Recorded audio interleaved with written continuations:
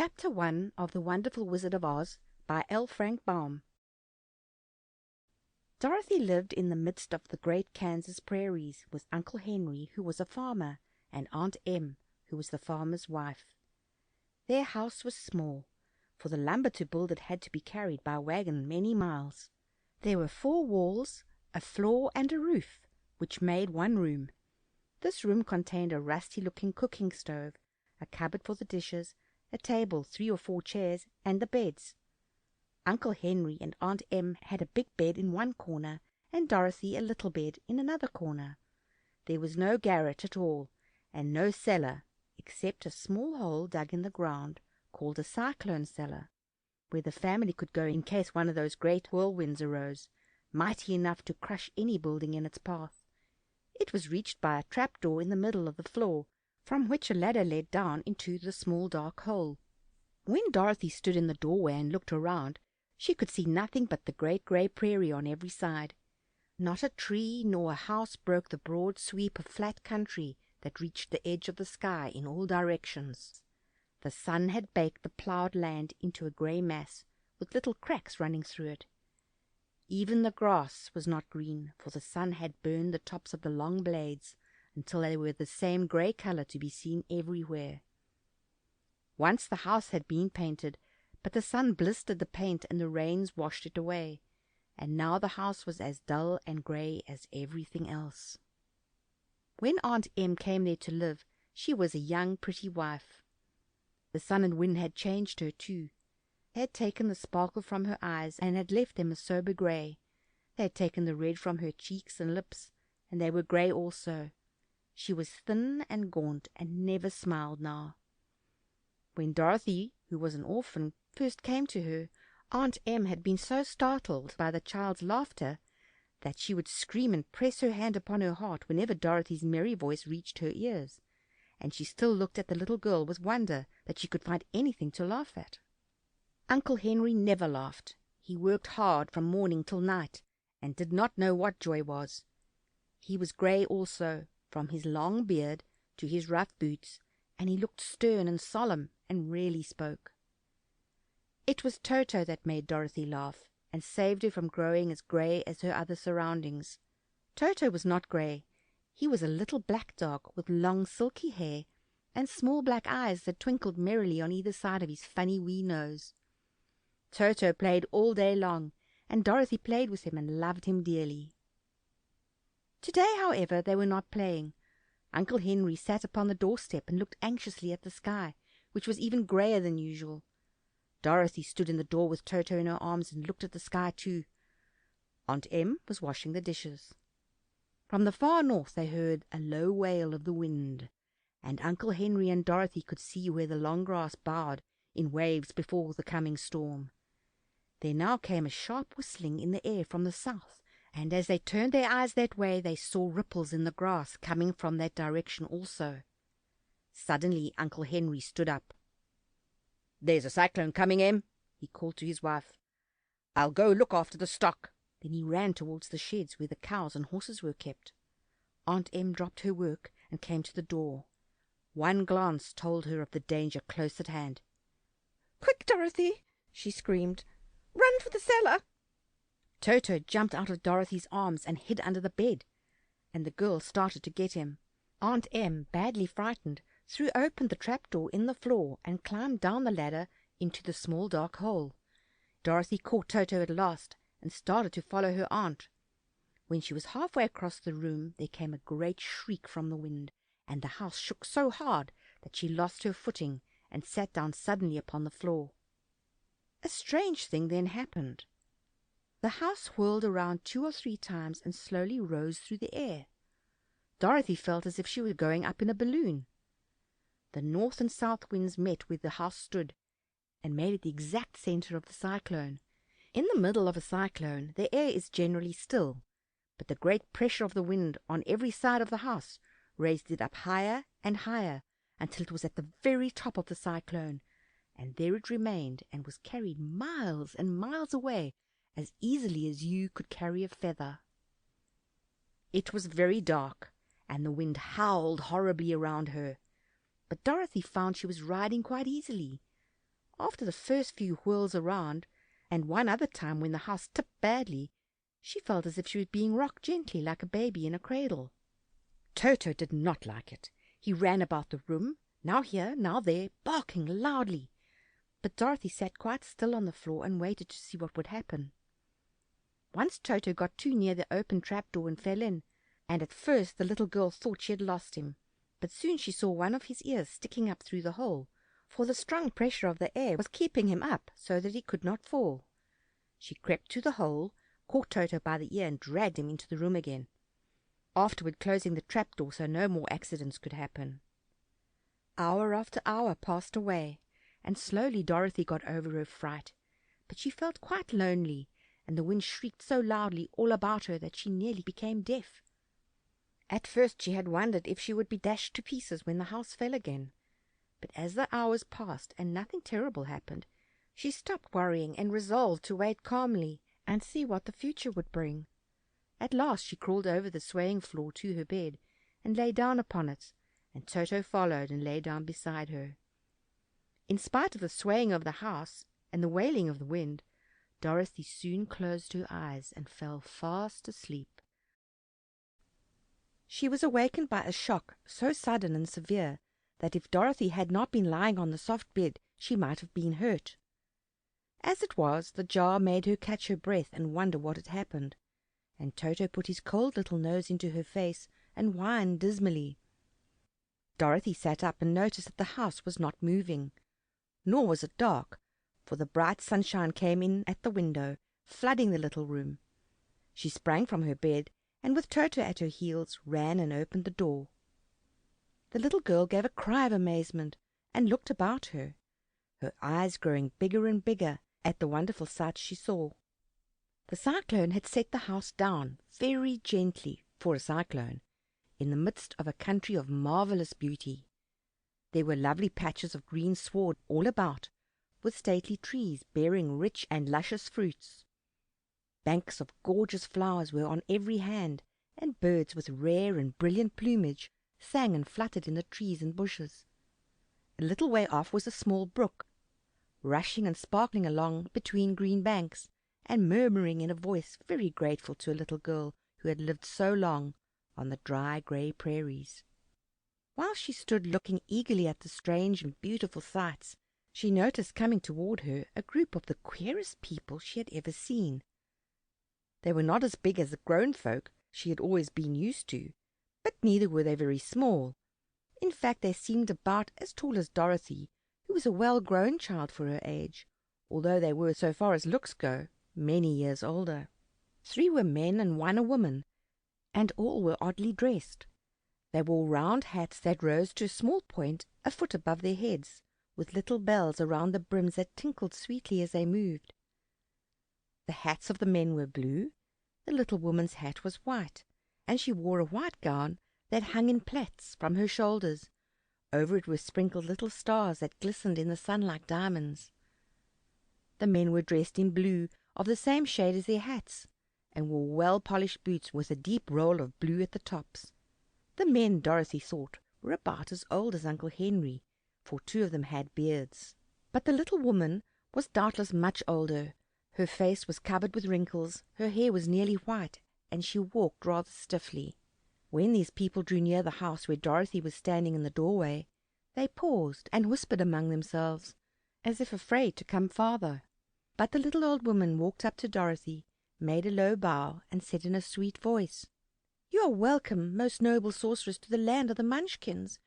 We are so grateful to you for having killed the wicked witch of the East, and for setting our people free from bondage." Dorothy listened to this speech with wonder. What could the little woman possibly mean by calling her a sorceress, and saying she had killed the wicked witch of the East? Dorothy was an innocent, harmless little girl who had been carried by a cyclone many miles from home, and she had never killed anything in her life. But the little woman evidently expected her to answer, so Dorothy said with hesitation, "You are very kind, but there must be some mistake. I have not killed anything." "Your house did, anyway," replied the little old woman with a laugh.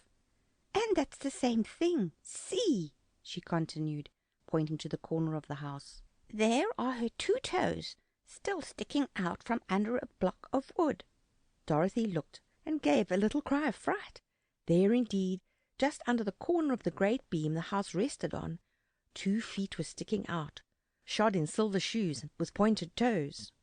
"Oh dear, oh dear!" cried Dorothy, clasping her hands together in dismay. "The house must have fallen on her. Whatever shall we do?" "There is nothing to be done," said the little woman calmly. "But who was she?" asked Dorothy. "She was the Wicked Witch of the East, as I said," answered the little woman. "She has held all the Munchkins in bondage for many years, making them slave for her night and day. Now they are all set free, and are grateful to you for the favor." "Who are the Munchkins?" inquired Dorothy. "They are the people who live in this land of the East, where the Wicked Witch ruled." "Are you a Munchkin?" asked Dorothy. "No, but I am their friend, although I live in the land of the North. When they saw the Witch of the East was dead, the Munchkins sent a swift messenger to me, and I came at once. I am the Witch of the North." "Oh, gracious!" cried Dorothy. "Are you a real witch?" "Yes, indeed," answered the little woman, "but I am a good witch, and the people love me. I am not as powerful as the Wicked Witch who has ruled here, or I should have set the people free myself." "But I thought all witches were wicked," said the girl, who was half frightened at facing a real witch. "Oh, no, that is a great mistake. There were only 4 witches in all the land of Oz, and 2 of them, those who live in the North and the South, are good witches. I know this is true, for I am one of them myself, and cannot be mistaken. Those who dwelt in the East and the West were indeed wicked witches, but now that you have killed one of them, there is but one wicked witch in all the land of Oz, the one who lives in the West." "But," said Dorothy after a moment's thought, "Aunt Em has told me that the witches were all dead, years and years ago." "Who is Aunt Em?" inquired the little old woman. "She's my aunt who lives in Kansas, where I came from." The Witch of the North seemed to think for a time, with her head bowed and her eyes upon the ground. Then she looked up and said, "I do not know where Kansas is, for I have never heard that country mentioned before. But tell me, is it a civilized country?" "Oh, yes," replied Dorothy. "Then that accounts for it. In the civilized countries I believe there are no witches left, nor wizards, nor sorceresses, nor magicians. But you see, the land of Oz has never been civilized, for we are cut off from all the rest of the world. Therefore we still have witches and wizards amongst us." "Who are the wizards?" asked Dorothy. "Oz himself is the great wizard," answered the witch, sinking her voice to a whisper. "He is more powerful than all the rest of us together. He lives in the City of Emeralds." Dorothy was going to ask another question, but just then the Munchkins, who had been standing silently by, gave a loud shout and pointed to the corner of the house where the Wicked Witch had been lying. "What is it?" asked the little old woman, and looked and began to laugh. The feet of the dead witch had disappeared entirely, and nothing was left but the silver shoes. "She was so old," explained the Witch of the North, "that she dried up quickly in the sun. That is the end of her. But the silver shoes are yours, and you shall have them to wear." She reached down, picked up the shoes, and after shaking the dust out of them, handed them to Dorothy. "The Witch of the East was proud of those silver shoes," said one of the Munchkins, "and there is some charm connected with them, but what it is, we never knew." Dorothy carried the shoes into the house and placed them on the table. Then she came out again to the Munchkins and said, "I am anxious to get back to my aunt and uncle, for I'm sure they will worry about me.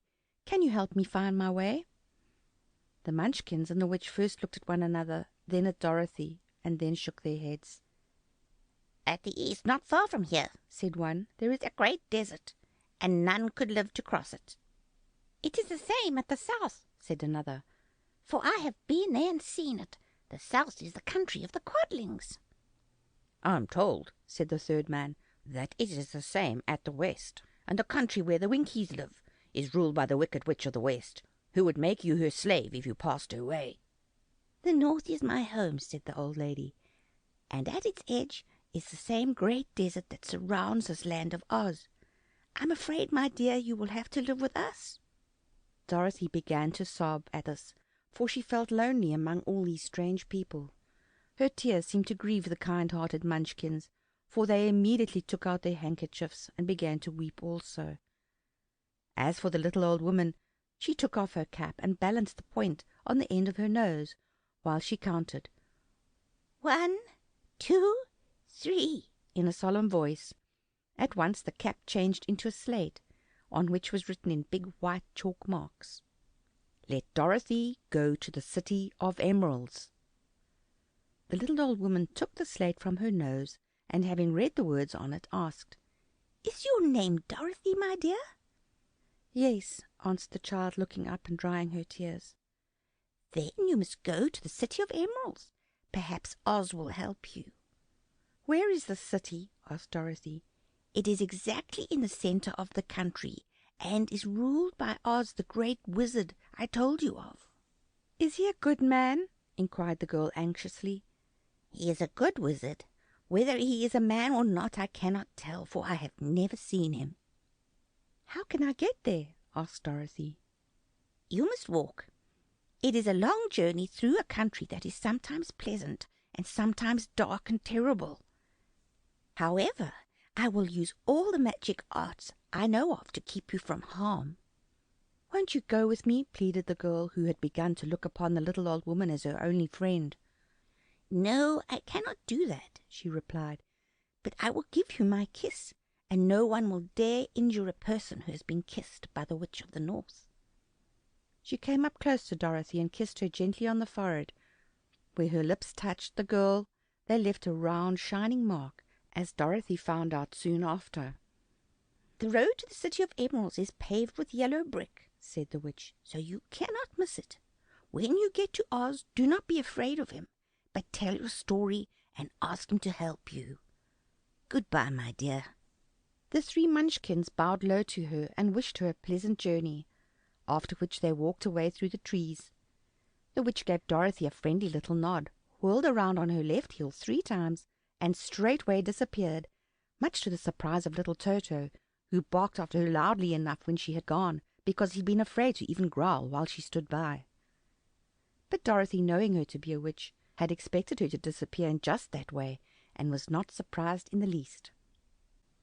When Dorothy was left alone, she began to feel hungry, so she went to the cupboard and cut herself some bread, which she spread with butter. She gave some to Toto, and taking a pail from the shelf, she carried it down to the little brook and filled it with clear, sparkling water. Toto ran over to the trees and began to bark at the bird sitting there. Dorothy went to get him, and saw such delicious fruit hanging from the branches that she gathered some of it, finding it just what she wanted to help out her breakfast. Then she went back to the house, and having helped herself and Toto to a good drink of the cool clear water, she set about making ready for the journey to the City of Emeralds. Dorothy had only one other dress, but that happened to be clean and was hanging on a peg beside her bed. It was gingham, with checks of white and blue, and although the blue was somewhat faded with many washings, it was still a pretty frock.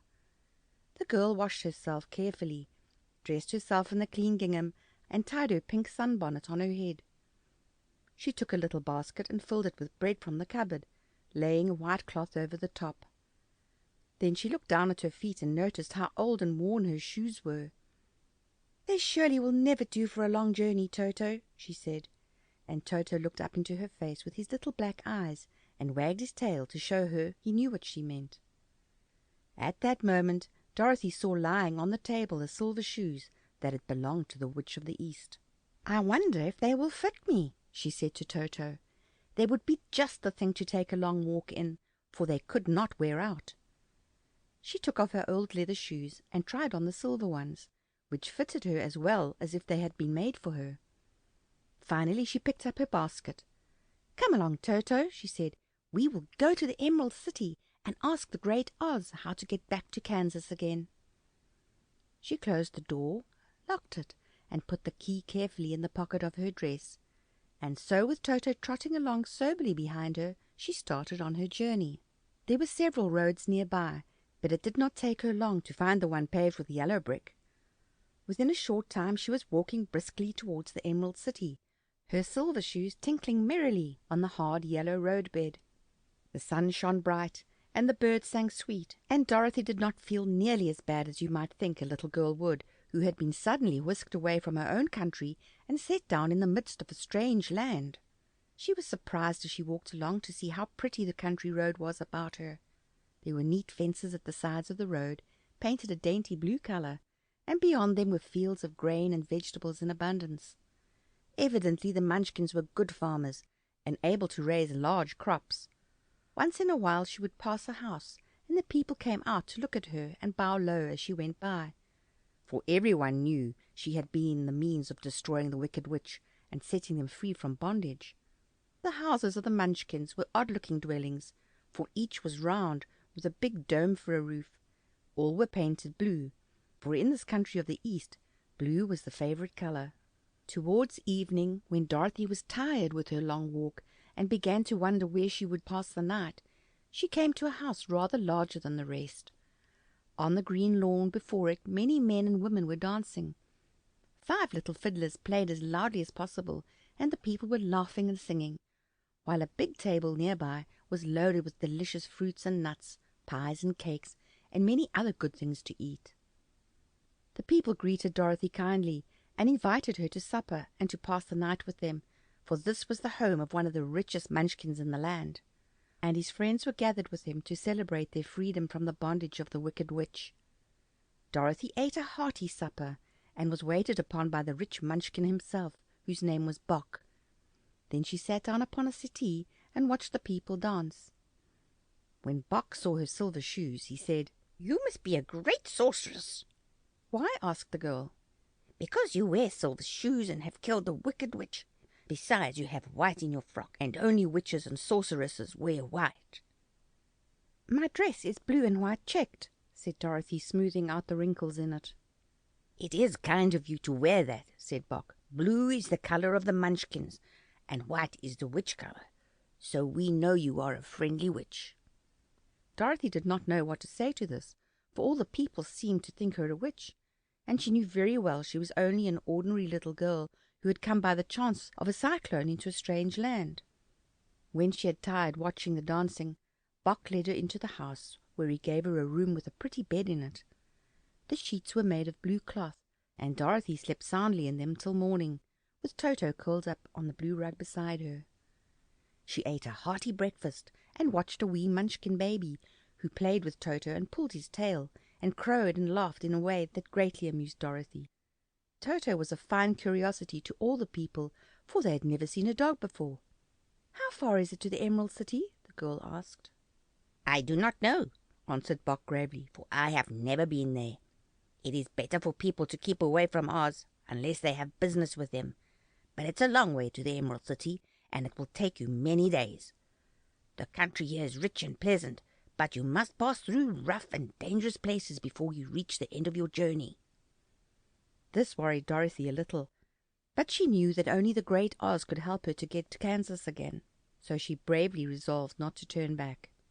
She bade her friends good-bye, and again started along the road of yellow brick. When she had gone several miles, she thought she would stop to rest, and so climbed to the top of the fence beside the road and sat down. There was a great cornfield beyond the fence, and not far away she saw a scarecrow, placed high on a pole to keep the birds from the ripe corn. Dorothy leaned her chin upon her hand and gazed thoughtfully at the scarecrow. Its head was a small sack stuffed with straw, with eyes, nose, and mouth painted on it to represent a face.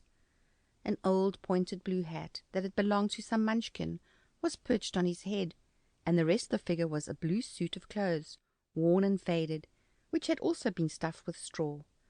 On the feet were some old boots with blue tops, such as every man wore in this country, and the figure was raised above the stalks of corn by means of the pole stuck up its back.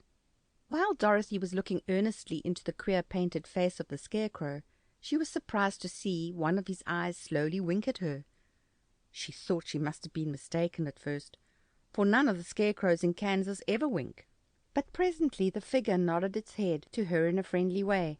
Then she climbed down from the fence and walked up to it, while Toto ran around the pole and barked.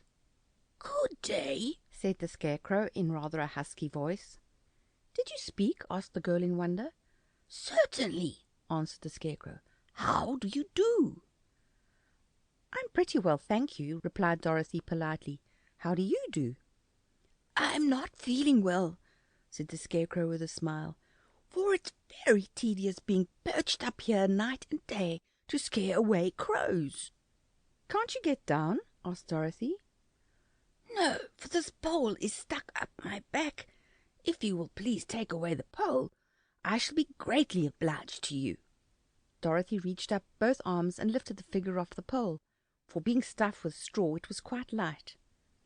"Thank you very much," said the Scarecrow, when he had been set down on the ground. "I feel like a new man." Dorothy was puzzled at this, for it sounded queer to hear a stuffed man speak, and to see him bow and walk along beside her. "Who are you?" asked the Scarecrow when he stretched himself and yawned. "And where are you going?" "My name is Dorothy," said the girl, "and I'm going to the Emerald City to ask the great Oz to send me back to Kansas." "Where is the Emerald City?" he inquired. "And who is Oz?" "Why, don't you know?" she returned in surprise. "No, indeed, I don't know anything. You see, I'm stuffed, and so I have no brains at all," he answered sadly. "Oh," said Dorothy, "I'm awfully sorry for you." "Do you think," he asked, "if I go to the Emerald City with you, that the great Oz will give me some brains?" "I cannot tell," she returned, "but you may come with me if you like. If Oz will not give you any brains, you will be no worse off than you are now." "That is true," said the Scarecrow. "You see," he continued confidentially, "I don't mind my legs and arms and body being stuffed, because I cannot get hurt. If anyone treads on my toes or sticks a pin into me, it doesn't matter, for I can't feel it. But I do not want people to call me a fool, and if my head stays stuffed with straw instead of with brains, as yours is, how am I ever to know anything?" "I understand how you feel," said the little girl, who was truly sorry for him. "If you will come with me, I'll ask Oz to do all he can for you." "Thank you," he answered gratefully. They walked back to the road. Dorothy helped him over the fence, and they started along the path of yellow brick for the Emerald City. Toto did not like this addition to the party at first. He smelled around the stuffed man as if he suspected there might be a nest of rats in the straw, and he often growled in an unfriendly way at the Scarecrow. "Don't mind Toto," said Dorothy to her new friend. "He never bites." "Oh, I'm not afraid," replied the Scarecrow. "He can't hurt the straw. Do let me carry that basket for you. I shall not mind it, for I can't get tired. I'll tell you a secret," he continued as he walked along. "There is only one thing in the world I'm afraid of." "What is that?" asked Dorothy. "The Munchkin farmer who made you?" "No," answered the Scarecrow. "It's a lighted match." After a few hours the road began to be rough, and the walking grew so difficult that the Scarecrow often stumbled over the yellow brick, which were here very uneven. Sometimes, indeed, they were broken or missing altogether, leaving holes that Toto jumped across and Dorothy walked around. As for the Scarecrow, having no brains, he walked straight ahead, and so stepped into the holes and fell at full length on the hard bricks. It never hurt him, however, and Dorothy would pick him up and set him upon his feet again, while he joined her in laughing merrily at his own mishap. The farms were not nearly so well cared for here as they were farther back. There were fewer houses and fewer fruit trees, and the farther they went the more dismal and lonesome the country became. At noon they sat down by the roadside near a little brook, and Dorothy opened her basket and got out some bread. She offered a piece to the Scarecrow, but he refused. "I'm never hungry," he said, "and it's a lucky thing I'm not, for my mouth is only painted, and if I should cut a hole in it so I could eat, the straw I am stuffed with would come out, and that would spoil the shape of my head." Dorothy saw at once that this was true, so she only nodded and went on eating her bread.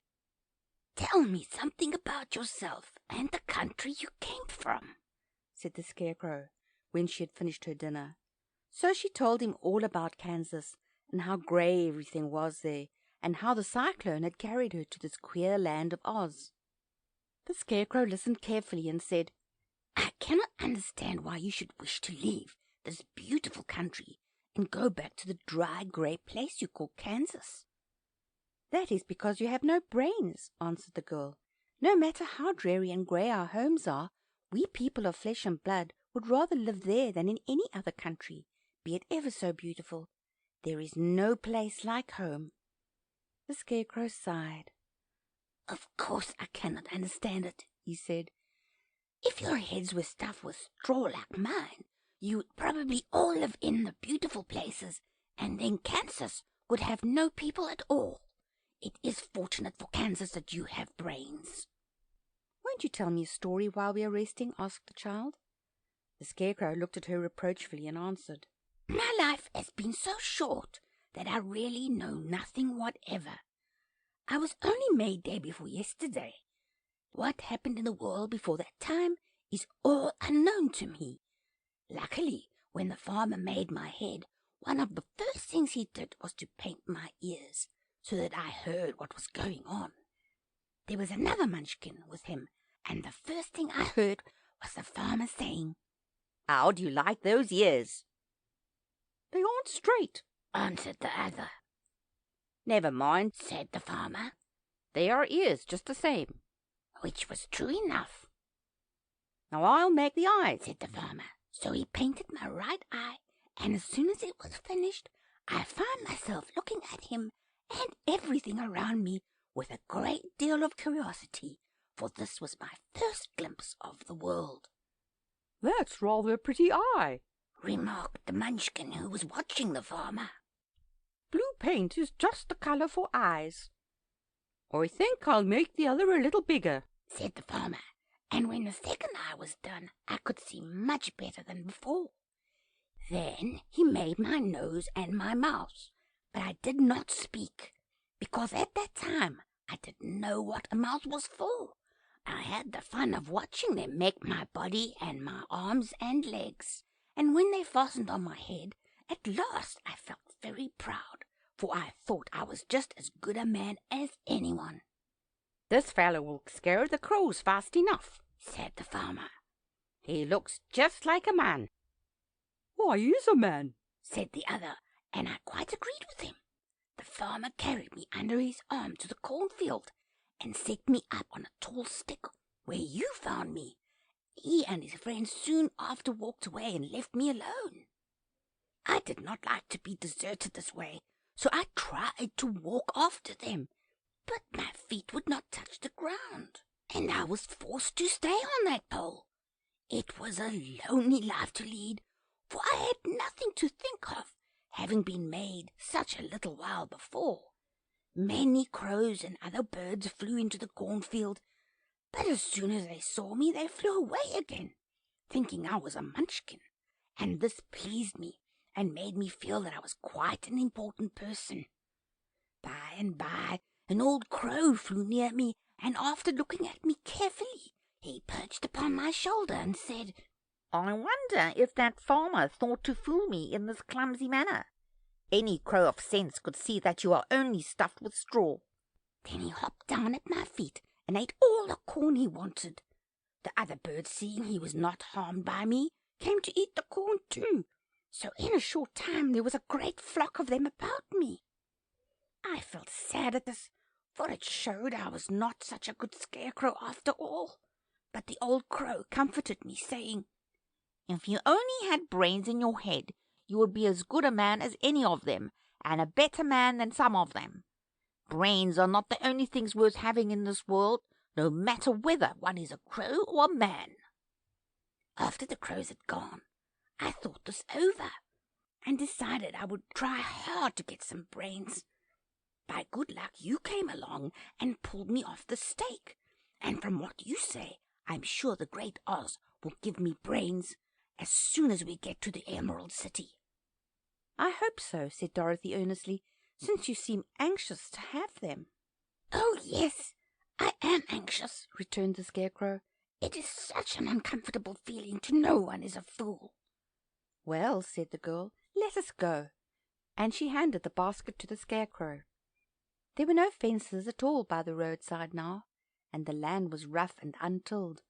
Towards evening they came to a great forest, where the trees grew so big and close together that their branches met over the road of yellow brick. It was almost dark under the trees, for the branches shut out the daylight, but the travellers did not stop and went on into the forest. "If this road goes in, it must come out," said the Scarecrow. "And as the Emerald City is at the other end of the road, we must go wherever it leads us." "Anyone would know that," said Dorothy. "Certainly, that is why I know it," returned the Scarecrow. "If it required brains to figure it out, I never should have said it." After an hour or so the light faded away, and they found themselves stumbling along in the darkness. Dorothy could not see at all, but Toto could, for some dogs see very well in the dark, and the Scarecrow declared he could see as well as by day, so she took hold of his arm and managed to get along fairly well. "If you see any house or any place where we can pass the night," she said, "you must tell me, for it is very uncomfortable walking in the dark." Soon after the Scarecrow stopped. "I see a little cottage at the right of us," he said, "built of logs and branches. Shall we go there?" "Yes, indeed," answered the child. "I'm all tired out." So the Scarecrow led her through the trees until they reached the cottage, and Dorothy entered and found a bed of dried leaves in one corner. She lay down at once, and with Toto beside her, soon fell into a sound sleep. The Scarecrow, who was never tired, stood up in another corner and waited patiently until morning came. When Dorothy awoke, the sun was shining through the trees, and Toto had long been out chasing birds and squirrels. She sat up and looked around her. There was the Scarecrow, still standing patiently in his corner, waiting for her. "We must go and search for water," she said to him. "Why do you want water?" he asked. "To wash my face clean after the dust of the road, and to drink, so the dry bread will not stick in my throat." "It must be convenient to be made of flesh," said the Scarecrow thoughtfully, "for you must sleep and eat and drink. However, you have brains, and it's worth a lot of bother to be able to think properly." They left the cottage and walked through the trees until they found a little spring of clear water, where Dorothy drank and bathed and ate her breakfast. She saw there was not much bread left in the basket, and the girl was thankful the Scarecrow did not have to eat anything, for there was scarcely enough for herself and Toto for the day. When she had finished her meal and was about to go back to the road of yellow brick, she was startled to hear a deep groan nearby. "What was that?" she asked timidly. "I cannot imagine," replied the Scarecrow, "but we can go and see." Just then another groan reached their ears, and the sound seemed to come from behind them. They turned and walked through the forest a few steps, when Dorothy discovered something shining in a ray of sunshine that fell between the trees. She ran to the place and then stopped short with a cry of surprise. One of the big trees had been partly chopped through, and standing beside it with an uplifted axe in his hands was a man made entirely of tin. His head and arms and legs were jointed upon his body, but he stood perfectly motionless, as if he could not stir at all. Dorothy looked at him in amazement, and so did the Scarecrow, while Toto barked sharply and made a snap at the tin legs, which hurt his teeth. "Did you groan?" asked Dorothy. "Yes," answered the Tin Man, "I did, and no one has ever heard me before or come to help me." "What can I do for you?" she inquired softly, for she was moved by the sad voice in which the man spoke. "Get an oil can and oil my joints," he answered. "They are rusted so badly that I cannot move them at all. If I am well oiled, I shall soon be all right again. You will find an oil can on a shelf in my cottage." Dorothy at once ran back to the cottage and found the oil can, and then she returned and asked anxiously, "Where are your joints?" "Oil my neck first," replied the Tin Woodman. So she oiled it, and as it was quite badly rusted, the Scarecrow took hold of the tin head and moved it gently from side to side until it worked freely, and then the man could turn it himself. "Now oil the joints in my arms," he said, and Dorothy oiled them, and the Scarecrow bent them carefully until they were quite free from rust and as good as new. The Tin Woodman gave a sigh of satisfaction and lowered his axe, which he leaned against the tree. "This is a great comfort," he said. "I have been holding that axe in the air ever since I rusted, and I'm glad to be able to put it down at last. Now, if you will oil the joints of my legs, I shall be all right once more." So they oiled his legs until he could move them freely, and he thanked them again and again for his release, for he seemed a very polite creature and very grateful. "I might have stood there always if you had not come along," he said. "So you have certainly saved my life. How did you happen to be here?" "We're on our way to the Emerald City to see the great Oz," she answered, "and we stopped at your cottage to pass the night." "Why do you wish to see Oz?" he asked. "I want him to send me back to Kansas, and the Scarecrow wants him to put a few brains into his head," she replied.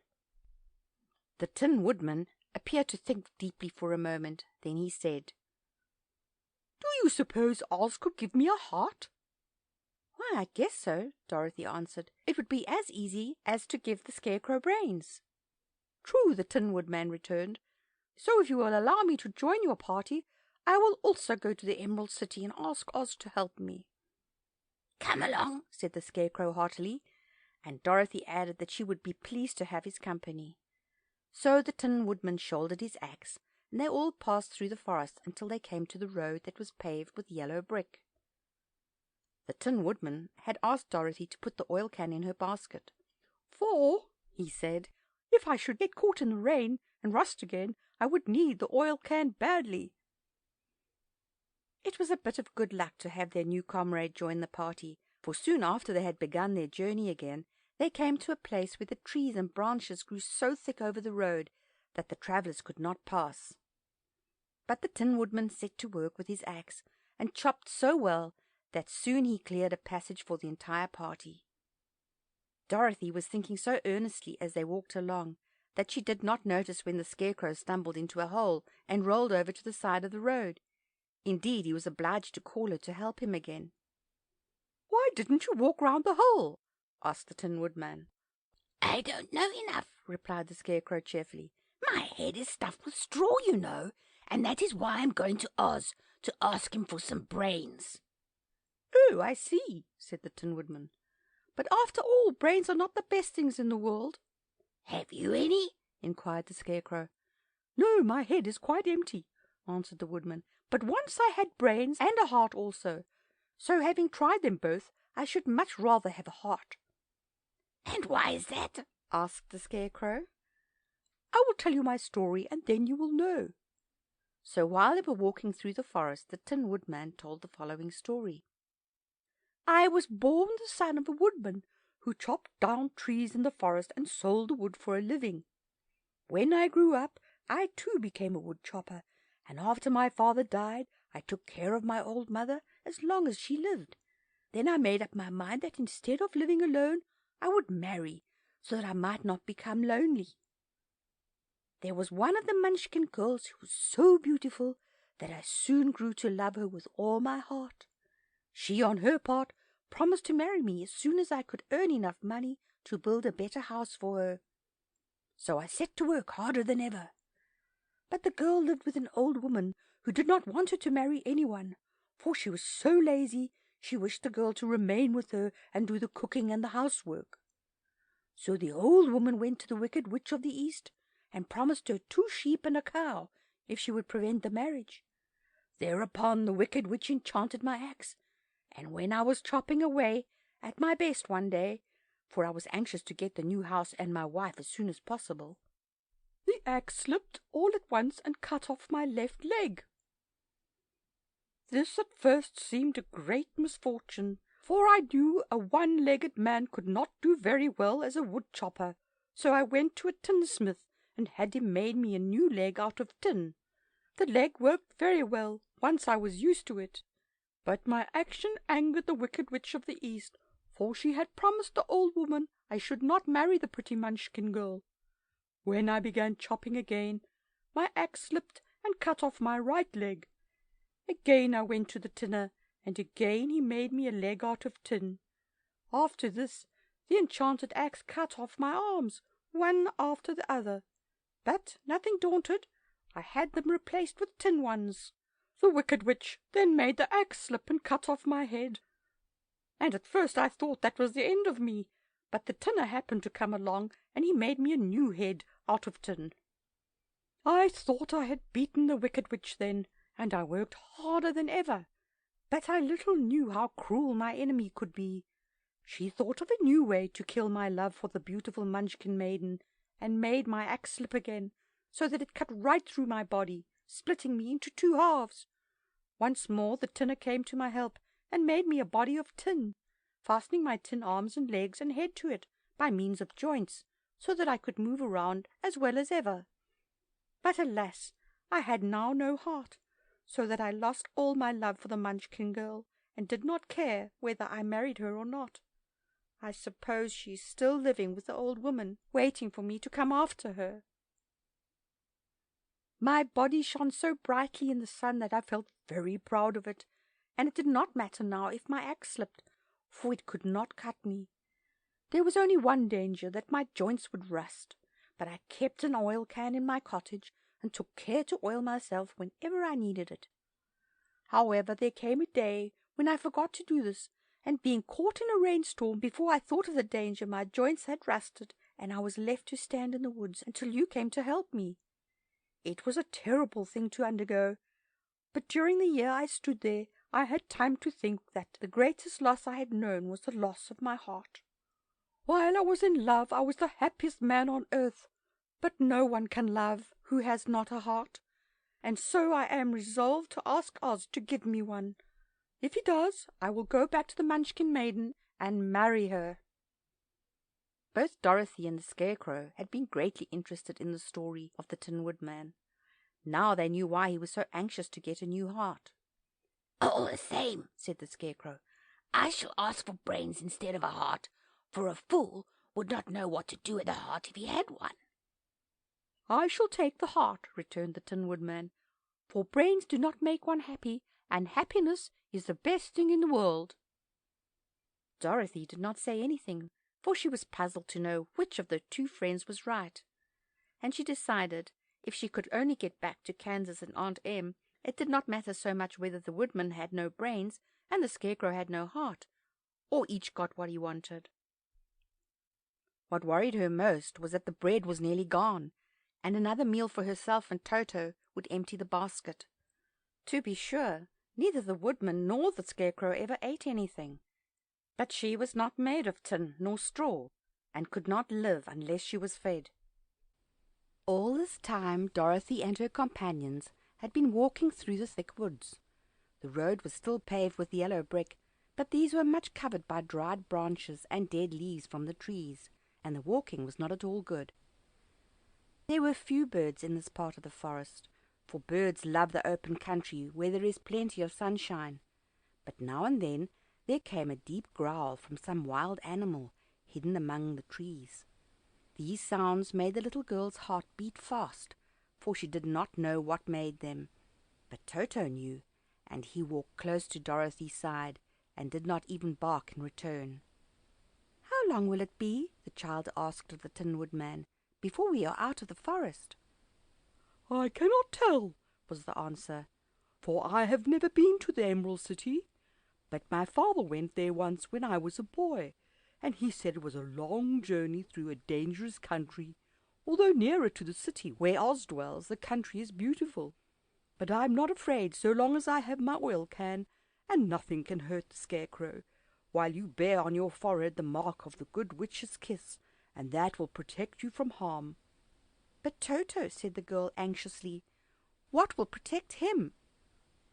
"We must protect him ourselves, if he is in danger," replied the Tin Woodman. Just as he spoke there came from the forest a terrible roar, and the next moment a great lion bounded into the road. With one blow of his paw he sent the Scarecrow spinning over and over to the edge of the road, and then he struck at the Tin Woodman with his sharp claws.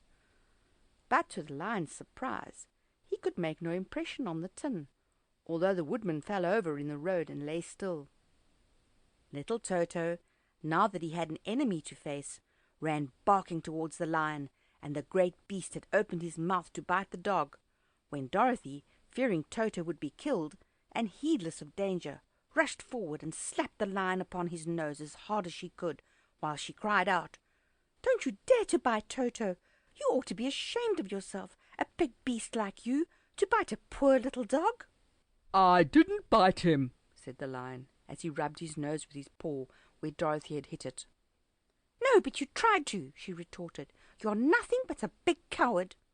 "I know it," said the lion, hanging his head in shame. "I've always known it, but how can I help it?" "I don't know, I'm sure, to think of you striking a stuffed man like the poor Scarecrow." "Is he stuffed?" asked the lion in surprise, as he watched her pick up the Scarecrow and set him upon his feet, while she patted him into shape again. "Of course he's stuffed," replied Dorothy, who was still angry. "That's why he went over so easily," remarked the lion. "It astonished me to see him whirl around so. Is the other one stuffed also?" "No," said Dorothy. "He's made of tin," and she helped the woodman up again. "That's why he nearly blunted my claws," said the lion. "When they scratched against the tin, it made a cold shiver run down my back. What is that little animal you are so tender of?" "He is my dog Toto," answered Dorothy. "Is he made of tin or stuffed?" asked the lion. "Neither. He's a meat dog," said the girl. "Oh, he's a curious animal and seems remarkably small. Now that I look at him, no one would think of biting such a little thing except a coward like me," continued the lion sadly. "What makes you a coward?" asked Dorothy, looking at the great beast in wonder, for he was as big as a small horse. "It is a mystery," replied the lion. "I suppose I was born that way. All the other animals in the forest naturally expect me to be brave, for the lion is everywhere thought to be the king of beasts. I learned that if I roared very loudly, every living thing was frightened and got out of my way. Whenever I've met a man, I've been awfully scared, but I just roared at him, and he has always run away as fast as he could go. If the elephants and the tigers and the bears had ever tried to fight me, I should have run myself. I am such a coward. But just as soon as they hear me roar, they all try to get away from me, and of course I let them go." "But that isn't right. The king of beasts shouldn't be a coward," said the Scarecrow. "I know it," returned the lion, wiping a tear from his eye with the tip of his tail. "It is my great sorrow, and makes my life very unhappy. But whenever there is danger, my heart begins to beat fast." "Perhaps you have heart disease," said the Tin Woodman. "It may be," said the lion. "If you have," continued the Tin Woodman, "you ought to be glad, for it proves you have a heart. For my part, I have no heart, so I cannot have heart disease." "Perhaps," said the lion thoughtfully. "If I had no heart, I should not be a coward." "Have you brains?" asked the Scarecrow. "I suppose so. I have never looked to see," replied the lion. "I am going to the Great Oz to ask him to give me some," remarked the Scarecrow, "for my head is stuffed with straw." "And I am going to ask him to give me a heart," said the Woodman. "And I'm going to ask him to send Toto and me back to Kansas," added Dorothy. "Do you think Oz could give me courage?" asked the Cowardly Lion. "Just as easily as he could give me brains," said the Scarecrow. "Or give me a heart," said the Tin Woodman. "Or send me back to Kansas," said Dorothy. "Then, if you don't mind, I'll go with you," said the lion, "for my life is simply unbearable without a bit of courage." "You will be very welcome," answered Dorothy, "for you will help to keep away the other wild beasts. It seems to me they must be more cowardly than you are, if they allow you to scare them so easily." "They really are," said the lion, "but that doesn't make me any braver. As long as I know myself to be a coward, I shall be unhappy." So once more the little company set off upon the journey, the lion walking with stately strides at Dorothy's side.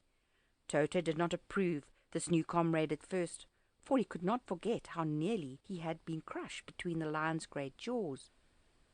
But after a time he became more at ease, and presently Toto and the Cowardly Lion had grown to be good friends. During the rest of that day there was no other adventure to mar the peace of their journey. Once, indeed, the Tin Woodman stepped upon a beetle that was crawling along the road, and killed the poor little thing. This made the Tin Woodman very unhappy, for he was always careful not to hurt any living creature, and as he walked along he wept several tears of sorrow and regret. These tears ran slowly down his face and over the hinges of his jaw, and there they rusted. When Dorothy presently asked him a question, the Tin Woodman could not open his mouth, for his jaws were tightly rusted together. He became greatly frightened at this, and made many motions to Dorothy to relieve him, but she could not understand. The lion was also puzzled to know what was wrong, but the Scarecrow seized the oil can from Dorothy's basket and oiled the woodman's jaws, so that after a few moments he could talk as well as before. "This will serve me a lesson," said he, "to look where I step, for if I should kill another bug or beetle I should surely cry again, and crying rusts my jaws so that I cannot speak." Thereafter he walked very carefully with his eyes on the road, and when he saw a tiny ant toiling by he would step over it so as not to harm it. The Tin Woodman knew very well he had no heart, and therefore he took great care never to be cruel or unkind to anything. "You people with hearts," he said, "have something to guide you, and need never do wrong. But I have no heart, and so I must be very careful. When Oz gives me a heart, of course I needn't mind so much." They were obliged to camp out that night under a large tree in the forest, for there were no houses near. The tree made a good thick covering to protect them from the dew, and the Tin Woodman chopped a great pile of wood with his axe, and Dorothy built a splendid fire that warmed her and made her feel less lonely. She and Toto ate the last of their bread, and now she did not know what they would do for breakfast. "If you wish," said the lion, "I will go into the forest and kill a deer for you. You can roast it by the fire, since your tastes are so peculiar that you prefer cooked food, and then you will have a very good breakfast." "Don't, please don't," begged the Tin Woodman. "I should certainly weep if you killed a poor deer. Then my jaws would rust again." But the lion went away into the forest and found his own supper, and no one ever knew what it was, for he didn't mention it. And the Scarecrow found a tree full of nuts and filled Dorothy's basket with them, so that she would not be hungry for a long time. She thought this was very kind and thoughtful of the Scarecrow, but she laughed heartily at the awkward way in which the poor creature picked up the nuts. His padded hands were so clumsy, and the nuts were so small, that he dropped almost as many as he put in the basket. But the Scarecrow did not mind how long it took him to fill the basket, for it enabled him to keep away from the fire, as he feared a spark might get into his straw and burn him up. So he kept a good distance away from the flames, and only came near to cover Dorothy with dry leaves when she lay down to sleep. These kept her very snug and warm, and she slept soundly until morning. When it was daylight, the girl bathed her face in a little rippling brook, and soon after they all started towards the Emerald City. This was to be an eventful day for the travellers. They had hardly been walking an hour when they saw before them a great ditch that crossed the road and divided the forest as far as they could see on either side. It was a very wide ditch, and when they crept up to the edge and looked into it, they could see it was also very deep, and there were many big jagged rocks at the bottom. The sides were so steep that none of them could climb down, and for a moment it seemed that their journey must end. "What shall we do?" asked Dorothy despairingly. "I haven't the faintest idea," said the Tin Woodman, and the lion shook his shaggy mane and looked thoughtful. But the Scarecrow said, "We cannot fly, that is certain. Neither can we climb down into this great ditch. Therefore we cannot jump over it. We must stop where we are." "I think I could jump over it," said the Cowardly Lion, after measuring the distance carefully in his mind. "Then we are all right," answered the Scarecrow, "for you can carry us all over on your back, one at a time." "Well, I'll try it," said the lion. "Who will go first?" I will, declared the Scarecrow, for if you found that you could not jump over the gulf, Dorothy would be killed, or the Tin Woodman badly dented on the rocks below. But if I am on your back, it will not matter so much, for the fall would not hurt me at all. I am terribly afraid of falling myself, said the Cowardly Lion, but I suppose there is nothing to do but try it. So get on my back, and we will make the attempt. The Scarecrow sat upon the lion's back, and the big beast walked to the edge of the gulf and crouched down. Why don't you run and jump? Asked the Scarecrow. Because that isn't the way we lions do these things, he replied.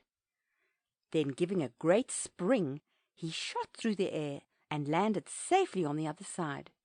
They were all greatly pleased to see how easily he did it, and after the Scarecrow had got down from his back, the lion sprang across the ditch again. Dorothy thought she would go next, so she took Toto in her arms and climbed on the lion's back, holding tightly to his mane with one hand. The next moment it seemed as if she was flying through the air, and then, before she had time to think about it, she was safe on the other side. The lion went back a third time and got the Tin Woodman, and then they all sat down for a few moments to give the beast a chance to rest, for his great leaps had made his breath short, and he panted like a big dog that has been running too long. They found the forest very thick on this side, and it looked dark and gloomy. After the lion had rested, they started along the road of yellow brick, silently wondering, each in his own mind, if ever they would come to the end of the woods and reach the bright sunshine again. To add to their discomfort, they soon heard strange noises in the depths of the forest, and the lion whispered to them that it was in this part of the country that the Kalidas lived. "What are the Kalidas?" asked the girl. They are monstrous beasts with bodies like bears and heads like tigers, replied the lion, and with claws so long and sharp that they could tear me in two as easily as I could kill Toto. I am terribly afraid of the Kalidas. "I am not surprised that you are," returned Dorothy. "They must be dreadful beasts." The lion was about to reply when suddenly they came to another gulf across the road, but this one was so broad and deep that the lion knew at once he could not leap across it. So they sat down to consider what they should do, and after serious thought, the Scarecrow said, Here is a great tree standing close to the ditch. If the Tin Woodman can chop it down so that it will fall to the other side, we can walk across it easily. That is a first-rate idea, said the lion. One would almost suspect you had brains in your head instead of straw. The woodman set to work at once, and so sharp was his axe that the tree was soon chopped nearly through. Then the lion put his strong front legs against the tree and pushed with all his might, and slowly the big tree tipped and fell with a crash across the ditch, with its top branches on the other side. They had just started to cross this queer bridge when a sharp growl made them all look up, and to their horror they saw running toward them 2 great beasts with bodies like bears and heads like tigers. "Oh, they are the Kalidas," said the Cowardly Lion, beginning to tremble. Quick, cried the Scarecrow. let us cross over. So Dorothy went first, holding Toto in her arms. The Tin Woodman followed, and the Scarecrow came next. The lion, although he was certainly afraid, turned to face the Kalidas, and then he gave so loud and terrible a roar that Dorothy screamed, and the Scarecrow fell over backwards, while even the fierce beast stopped short and looked at him in surprise. But seeing they were bigger than the lion, and remembering that there were 2 of them and only 1 of him, the Kalidas again rushed forward, and the lion crossed over the tree and turned to see what they would do next. Without stopping an instant, the fierce beasts also began to cross the tree, and the lion said to Dorothy, "We are lost, for they will surely tear us to pieces with their sharp claws. But stand close behind me, and I will fight them as long as I am alive." Wait a minute, called the Scarecrow. He had been thinking what was the best to be done, and now he asked the woodman to chop away the end of the tree that rested on their side of the ditch. The Tin Woodman began to use his axe at once, and just as the two leaders were nearly across, the tree fell with a crash into the gulf, carrying the ugly snarling brutes with it, and both were dashed to pieces on the sharp rocks at the bottom. "Well," said the Cowardly Lion, drawing a long breath of relief, "I see we are going to live a little while longer, and I'm glad of it, for it must be a very uncomfortable thing not to be alive. Those creatures frighten me so badly that my heart is beating yet." "Oh," said the Tin Woodman sadly, "I wish I had a heart to beat." This adventure made the travellers more anxious than ever to get out of the forest, and they walked so fast that Dorothy became tired and had to ride on the lion's back. To their great joy, the trees became thinner the further they advanced, and in the afternoon they suddenly came upon a broad river, flowing swiftly just before them. On the other side of the water they could see the road of yellow brick running through a beautiful country, with green meadows dotted with bright flowers, and all the road bordered with trees hanging full of delicious fruits. They were greatly pleased to see this delightful country before them. "How shall we cross the river?" asked Dorothy. "That is easily done," replied the Scarecrow. "The Tin Woodman must build us a raft so we can float to the other side." So the Woodman took his axe and began to chop down small trees to make a raft, and while he was busy at this, the Scarecrow found on the river bank a tree full of fine fruit. This pleased Dorothy, who had eaten nothing but nuts all day, and she made a hearty meal of the ripe fruit. But it takes time to make a raft, even when one is as industrious and untiring as the Tin Woodman, and when night came the work was not done. So they found a cozy place under the trees, where they slept well until the morning, and Dorothy dreamed of the Emerald City and of the good Wizard Oz, who would soon send her back to her own home again. Our little party of travellers awakened next morning refreshed and full of hope, and Dorothy breakfasted like a princess of peaches and plums from the trees beside the river. Behind them was the dark forest they had passed safely through, although they had suffered many discouragements. But before them was a lovely sunny country that seemed to beckon them on to the Emerald City. To be sure, the broad river now cut them off from this beautiful land, but the raft was nearly done, and after the Tin Woodman had cut a few more logs and fastened them together with wood pins, they were ready to start. Dorothy sat down in the middle of the raft and held Toto in her arms. When the Cowardly Lion stepped upon the raft, it tipped badly, for he was big and heavy. But the Scarecrow and the Tin Woodman stood on either end to steady it, and they had long poles in their hands to push the raft through the water. They got along quite well at first, but when they reached the middle of the river, the swift current swept the raft downstream, farther and farther away from the road of yellow brick, and the water grew so deep that the long poles would not touch the bottom. "This is bad," said the Tin Woodman, "for if we cannot get to the land we shall be carried into the country of the Wicked Witch of the West, and she will enchant us and make us her slaves." "And then I should get no brains," said the Scarecrow. "And I should get no courage," said the Cowardly Lion. "And I should get no heart," said the Tin Woodman. "And I should never get back to Kansas," said Dorothy. "We must certainly get to the Emerald City if we can," the Scarecrow continued, and he pushed so hard on his long pole that it stuck fast in the mud at the bottom of the river, and before he could pull it out again or let go, the raft was swept away, and the poor Scarecrow left clinging to the pole in the middle of the river. "Goodbye," he called after them, and they were very sorry to leave him. Indeed, the Tin Woodman began to cry, but fortunately remembered that he might rust, so he dried his tears on Dorothy's apron. Of course this was a bad thing for the Scarecrow. "I'm worse off now than when I first met Dorothy," he thought. "Then I was stuck on a pole in a cornfield where I could make believe scare the crows, at any rate. But surely there is no use for a Scarecrow stuck on a pole in the middle of a river. I'm afraid I shall never have any brains after all." Down the stream the raft floated, and the poor Scarecrow was left far behind. Then the Lion said, "Something must be done to save us. I think I can swim to the shore and pull the raft after me. if you will only hold fast to the tip of my tail." So he sprang into the water, and the Tin Woodman caught fast hold of his tail, when the lion began to swim with all his might towards the shore. It was hard work, although he was so big, but by and by they were drawn out of the current, and then Dorothy took the Tin Woodman's long pole and helped push the raft to the land.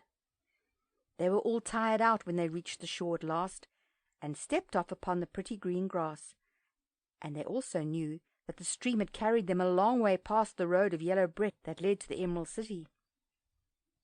"What shall we do now?" asked the Tin Woodman, as the lion lay down on the grass to let the sun dry him. "We must get back to the road in some way," said Dorothy. "The best plan will be to walk along the river bank until we come to the road again," remarked the lion. So when they were rested, Dorothy picked up her basket, and they started along the grassy bank, back to the road from which the river had carried them. It was a lovely country, with plenty of flowers and fruit trees, and sunshine to cheer them, and had they not felt so sorry for the poor Scarecrow, they could have been very happy. They walked along as fast as they could, Dorothy only stopping once to pick a beautiful flower, and after a time the Tin Woodman cried out, "Look!" And then they all looked at the river and saw the Scarecrow perched upon his pole in the middle of the water, looking very lonely and sad. "What can we do to save him?" asked Dorothy. The lion and the woodman both shook their heads, for they did not know. So they sat down upon the bank and gazed wistfully at the Scarecrow until a stork flew by, which, seeing them, stopped to rest at the water's edge. "Who are you, and where are you going?" asked the stork. "I am Dorothy," answered the girl, "and these are my friends, the Tin Woodman and the Cowardly Lion, and we are going to the Emerald City."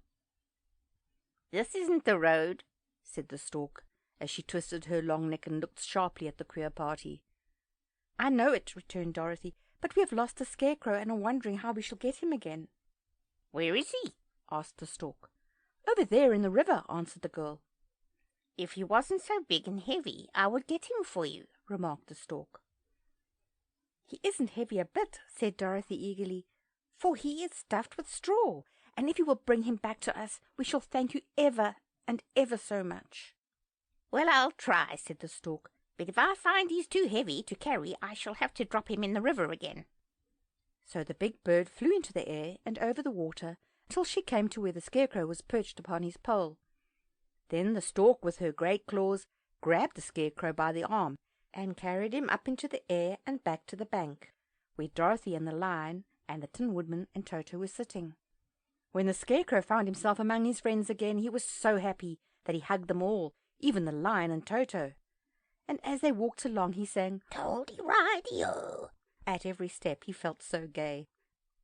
"I was afraid I should have to stay in the river forever," he said, "but the kind stork saved me, and if I ever get any brains, I shall find the stork again and do it some kindness in return." "That's all right," said the stork, who was flying along beside them.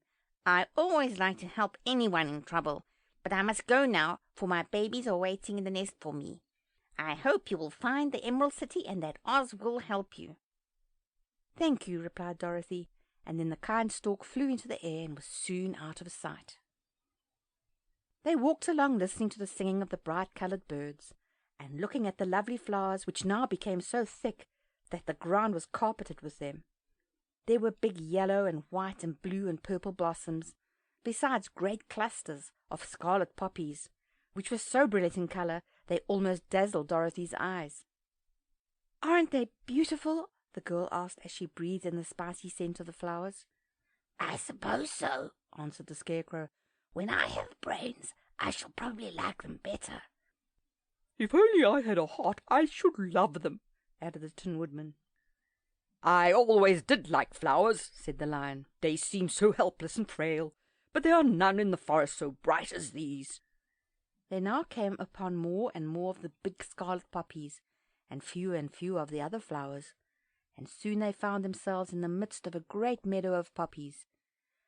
Now it is well known that when there are many of these flowers together, their odour is so powerful that anyone who breathes it falls asleep, and if the sleeper is not carried away from the scent of the flowers, he sleeps on and on forever. But Dorothy did not know this, nor could she get away from the bright red flowers that were everywhere about. So presently her eyes grew heavy, and she felt she must sit down to rest and to sleep. But the Tin Woodman would not let her do this. "We must hurry and get back to the road of yellow brick before dark," he said, and the Scarecrow agreed with him. So they kept walking until Dorothy could stand no longer. Her eyes closed in spite of herself, and she forgot where she was, and fell among the poppies, fast asleep. "What shall we do?" asked the Tin Woodman. "If we leave her here, she will die," said the Lion. "The smell of the flowers is killing us all. I myself can scarcely keep my eyes open, and the dog is asleep already." It was true. Toto had fallen down beside his little mistress, but the Scarecrow and the Tin Woodman, not being made of flesh, were not troubled by the scent of the flowers. "Run fast," said the Scarecrow to the Lion, "and get out of this deadly flower bed as soon as you can. We will bring the little girl with us, but if you should fall asleep, you are too big to be carried." So the Lion roused himself and bounded forward as fast as he could go. In a moment he was out of sight. "Let us make a chair with our hands and carry her," said the Scarecrow. So they picked up Toto and put the dog in Dorothy's lap, and then they made a chair with their hands for the seat and their arms for the arms, and carried the sleeping girl between them through the flowers. On and on they walked, and it seemed that the great carpet of deadly flowers that surrounded them would never end. They followed the bend of the river, and at last they came upon their friend the Lion, lying fast asleep among the poppies.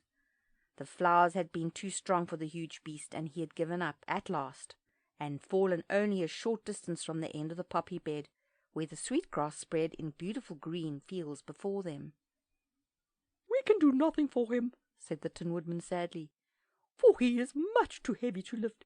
We must leave him here to sleep on forever, and perhaps he will dream that he has found courage at last." "I'm sorry," said the Scarecrow. "The Lion was a very good comrade for one so cowardly. But let us go on."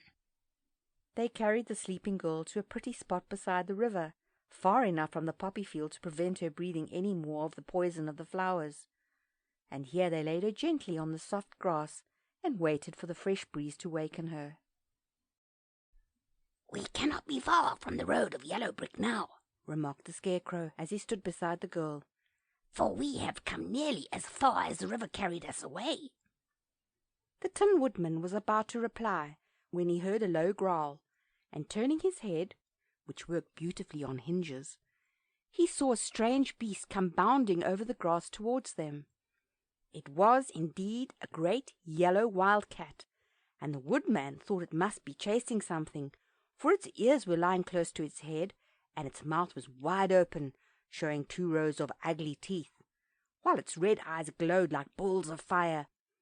As it came nearer, the Tin Woodman saw that running before the beast was a little grey field mouse, and although he had no heart, he knew it was wrong for the wild cat to try and kill such a pretty harmless creature.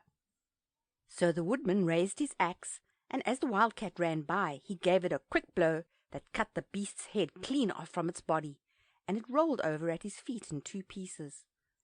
The field mouse, now that it was freed from its enemy, stopped short, and coming slowly up to the Woodman, it said, in a squeaky little voice, "Oh, thank you ever so much for saving my life." "Don't speak of it, I beg of you," replied the Woodman. "I have no heart, you know, so I am careful to help all those who may need a friend, even if it happens to be only a mouse." "Only a mouse?" cried the little animal indignantly. "Why, I'm a queen, the queen of all the field mice."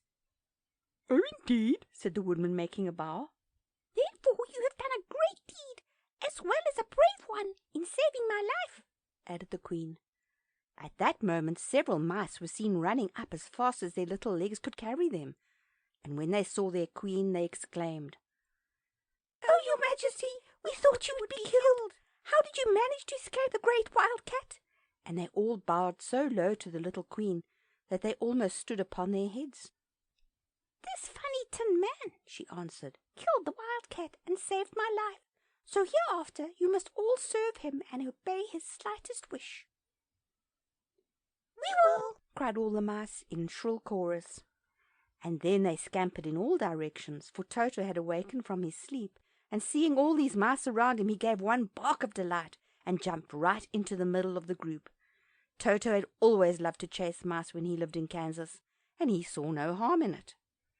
But the Tin Woodman caught the dog in his arms and held him tight, while he called to the mice, come back, Toto shall not hurt you." At this the queen of the mice stuck her head out from a clump of grass and asked in a timid voice, "Are you sure he will not bite us?" "I will not let him," said the woodman, "so do not be afraid."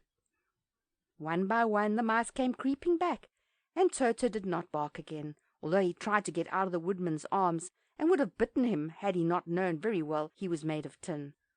Finally one of the biggest mice spoke. "Is there anything we can do," it asked, "to repay you for saving the life of our queen?" "Nothing that I know of," answered the woodman, but the Scarecrow, who'd been trying to think, but could not because his head was stuffed with straw, said quickly, "Oh yes, you can save our friend the cowardly lion, who is asleep in the poppy bed." "A lion?" cried the little queen. "Why, he would eat us all up." "Oh no," declared the Scarecrow, "this lion is a coward." "Really?" asked the mouse. "He says so himself," answered the Scarecrow, "and he would never hurt anyone who is our friend.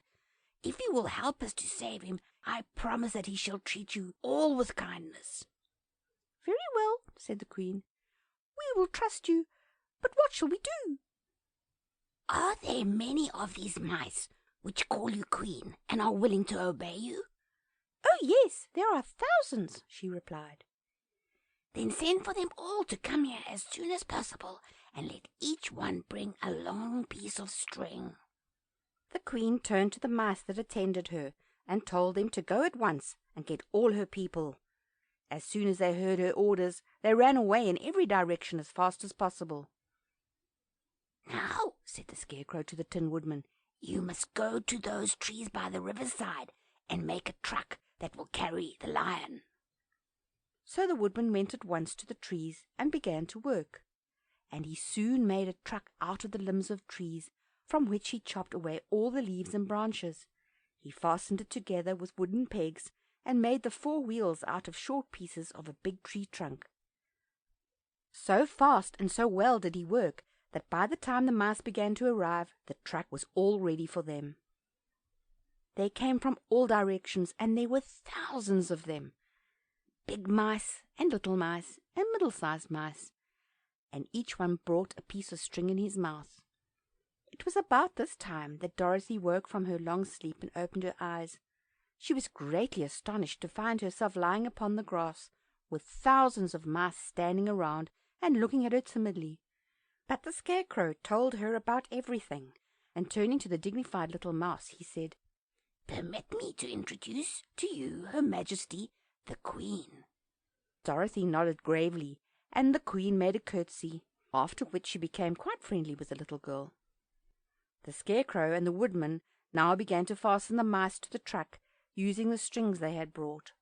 One end of a string was tied around the neck of each mouse, and the other end to the truck. Of course, the truck was 1,000 times bigger than any of the mice who were to draw it, but when all the mice had been harnessed, they were able to pull it quite easily.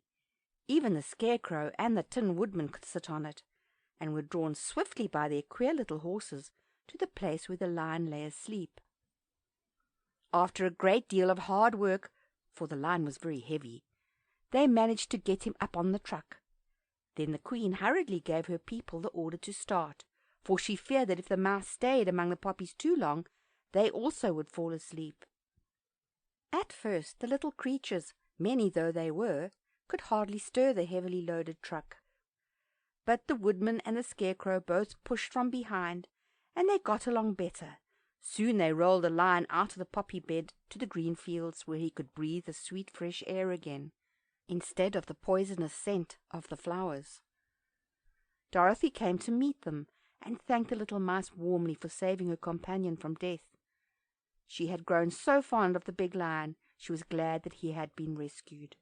Then the mice were unharnessed from the truck and scampered away through the grass to their homes. The Queen of the Mice was the last to leave. "If you ever need us again?" she said. "Come out into the field and call, and we shall hear you and come to your assistance. Goodbye." Goodbye, they all answered, and away the Queen ran, while Dorothy held Toto tightly, lest he should run after her and frighten her. After this they sat down beside the lion until he should awaken, and the Scarecrow brought Dorothy some fruit from a tree near by, which she ate for her dinner. It was some time before the Cowardly Lion awakened, for he had lain among the poppies a long while, breathing in their deadly fragrance. But when he did open his eyes and roll off the truck, he was very glad to find himself still alive. "I ran as fast as I could," he said, sitting down and yawning, "but the flowers were too strong for me. How did you get me out?" Then they told him of the field mice and how they had generously saved him from death, and the Cowardly Lion laughed and said, "I have always thought myself very big and terrible, yet such small things as flowers came near to killing me, and such small animals as mice have saved my life. How strange it all is! But, comrades, what shall we do now?" "We must journey on until we find the road of yellow brick again," said Dorothy, "and then we can keep on to the Emerald City." So the lion, being fully refreshed and feeling quite himself again, they all started upon the journey, greatly enjoying the walk through the soft fresh grass, and it was not long before they reached the road of yellow brick and turned again toward the Emerald City where the great Oz dwelt. The road was smooth and well paved now, and the country about was beautiful, so that the travellers rejoiced in leaving the forest far behind, and with it the many dangers they had met in its gloomy shades. Once more they could see fences built beside the road, but these were painted green, and when they came to a small house in which a farmer evidently lived, that also was painted green.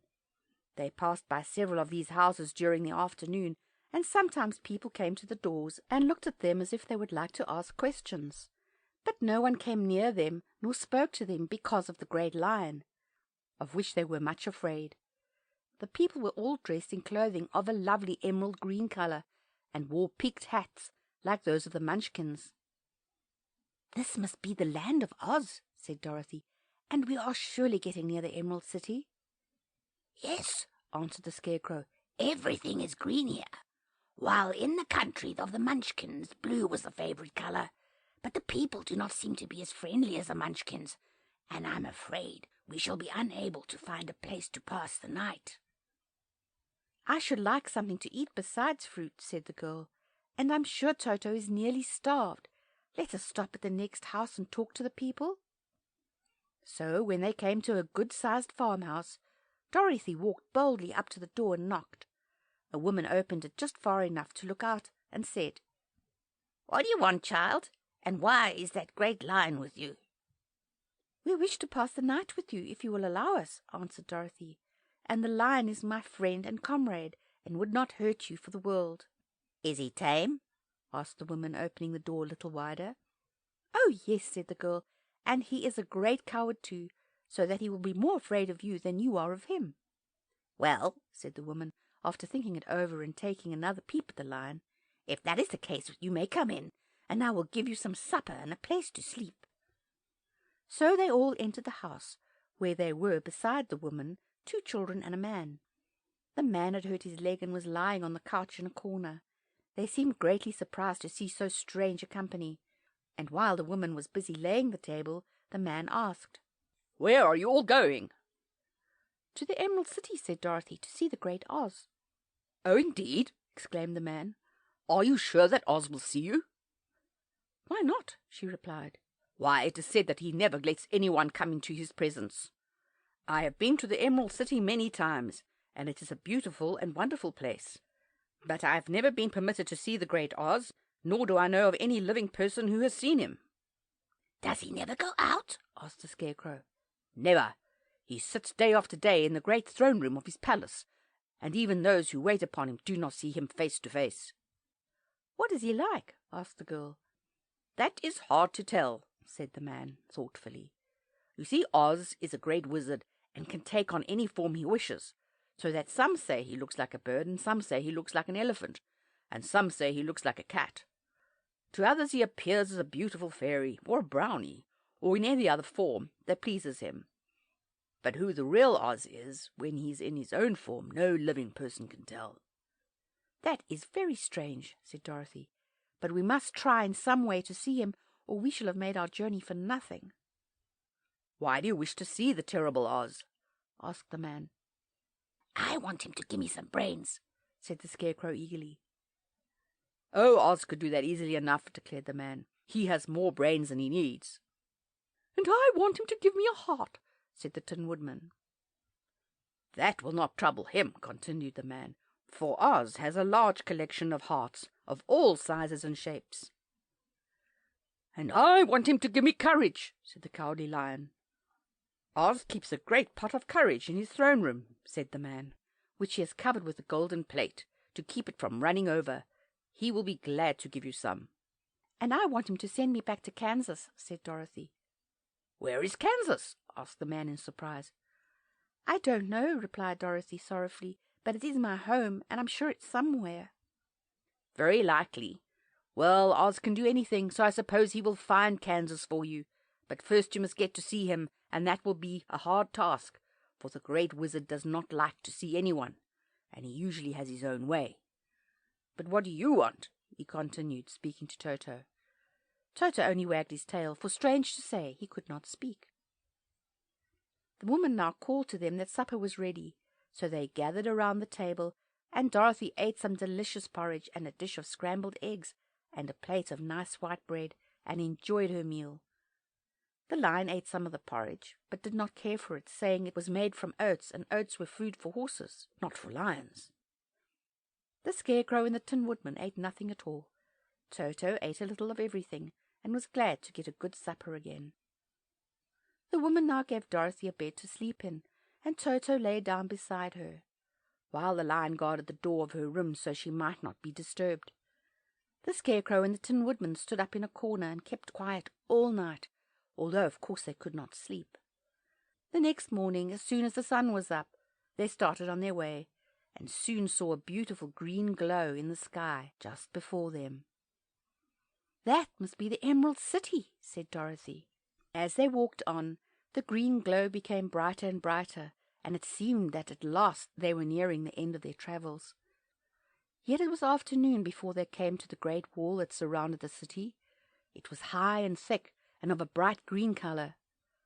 In front of them, and at the end of the road of yellow brick, was a big gate, all studded with emeralds that glittered so in the sun that even the painted eyes of the Scarecrow were dazzled by their brilliancy. There was a bell beside the gate, and Dorothy pushed the button and heard a silvery tinkle sound within.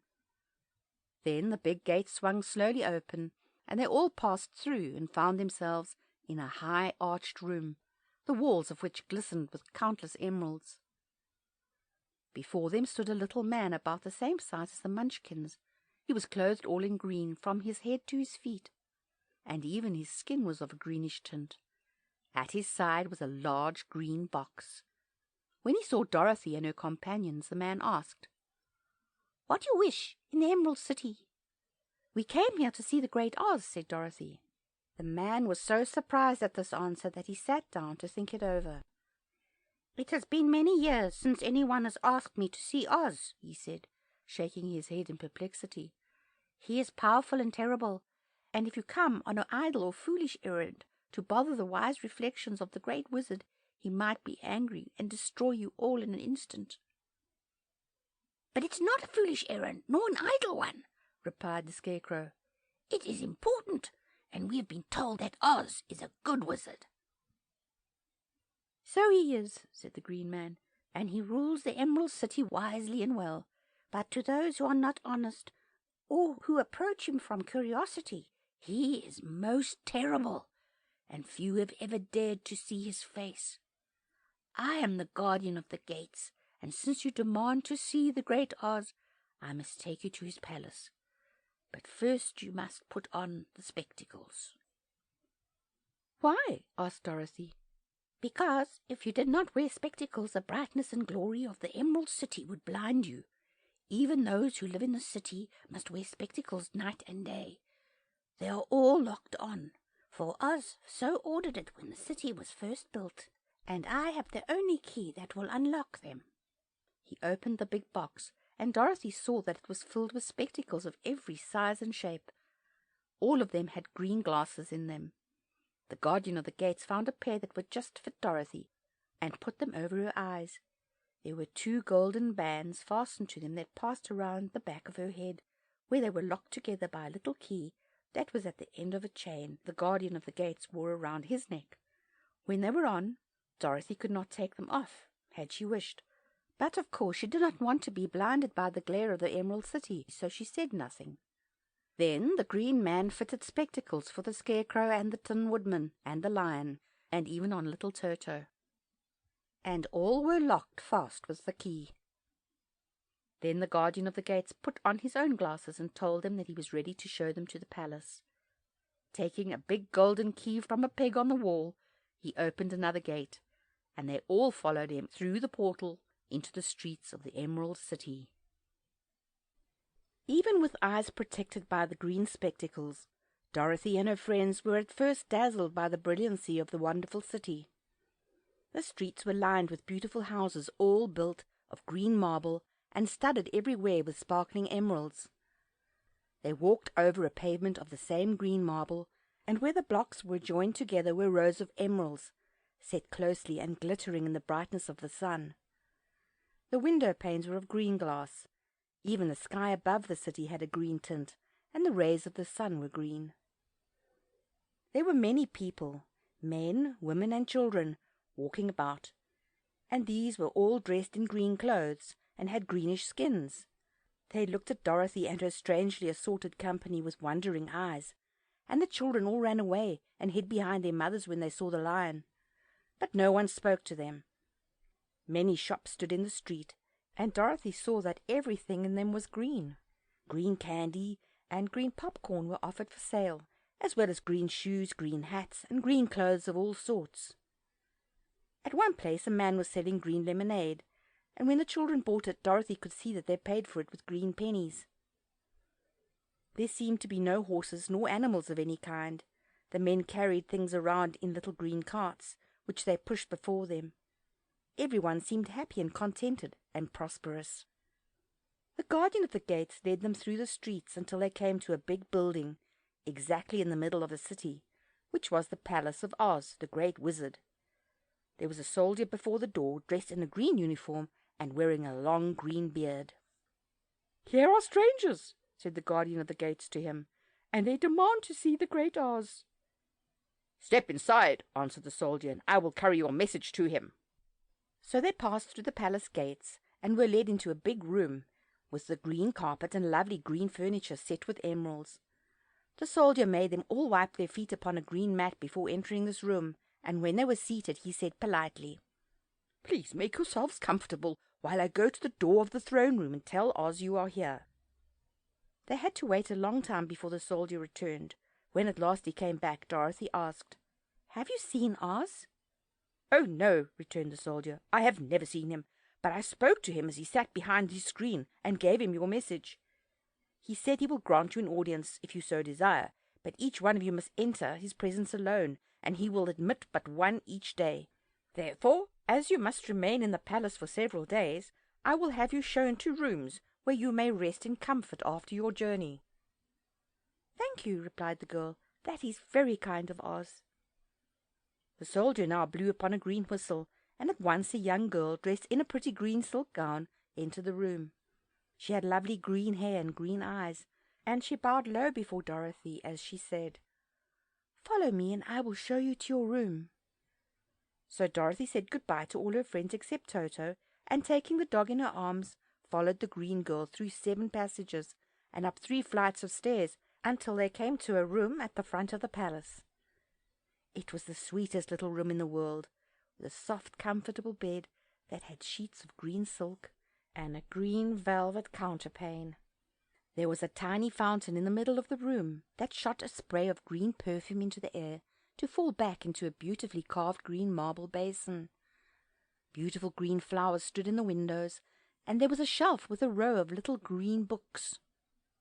When Dorothy had time to open these books, She found them full of queer green pictures that made her laugh. They were so funny. In a wardrobe were many green dresses made of silk and satin and velvet, and all of them fitted Dorothy exactly. "Make yourself perfectly at home," said the green girl, "and if you wish for anything, ring the bell. Oz will send for you tomorrow morning." She left Dorothy alone and went back to the others. These she also led to rooms, and each one of them found himself lodged in a very pleasant part of the palace. Of course his politeness was wasted on the Scarecrow, for when he found himself alone in his room, he stood stupidly in one spot, just within the doorway, to wait till morning. It would not rest him to lie down, and he could not close his eyes, so he remained all night staring at a little spider which was weaving its web in a corner of the room, just as if it were not one of the most wonderful rooms in the world. The Tin Woodman lay down on his bed from force of habit, for he remembered when he was made of flesh. But not being able to sleep, he passed the night, moving his joints up and down to make sure they kept in good working order.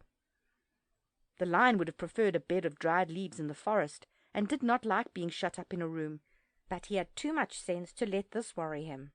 So he sprang upon the bed and rolled himself up like a cat and purred himself asleep in a minute. The next morning after breakfast, the Green Maiden came to fetch Dorothy, and she dressed her in one of the prettiest gowns made of green brocaded satin. Dorothy put on a green silk apron and tied a green ribbon around Toto's neck, and they started for the throne room of the great Oz. First they came to a great hall, in which were many ladies and gentlemen of the court, all dressed in rich costumes. These people had nothing to do but talk to each other, but they always came to wait outside the throne room every morning, although they were never permitted to see Oz. As Dorothy entered, they looked at her curiously, and one of them whispered, "Are you really going to look upon the face of Oz the Terrible?" "Of course," answered the girl, "if he will see me."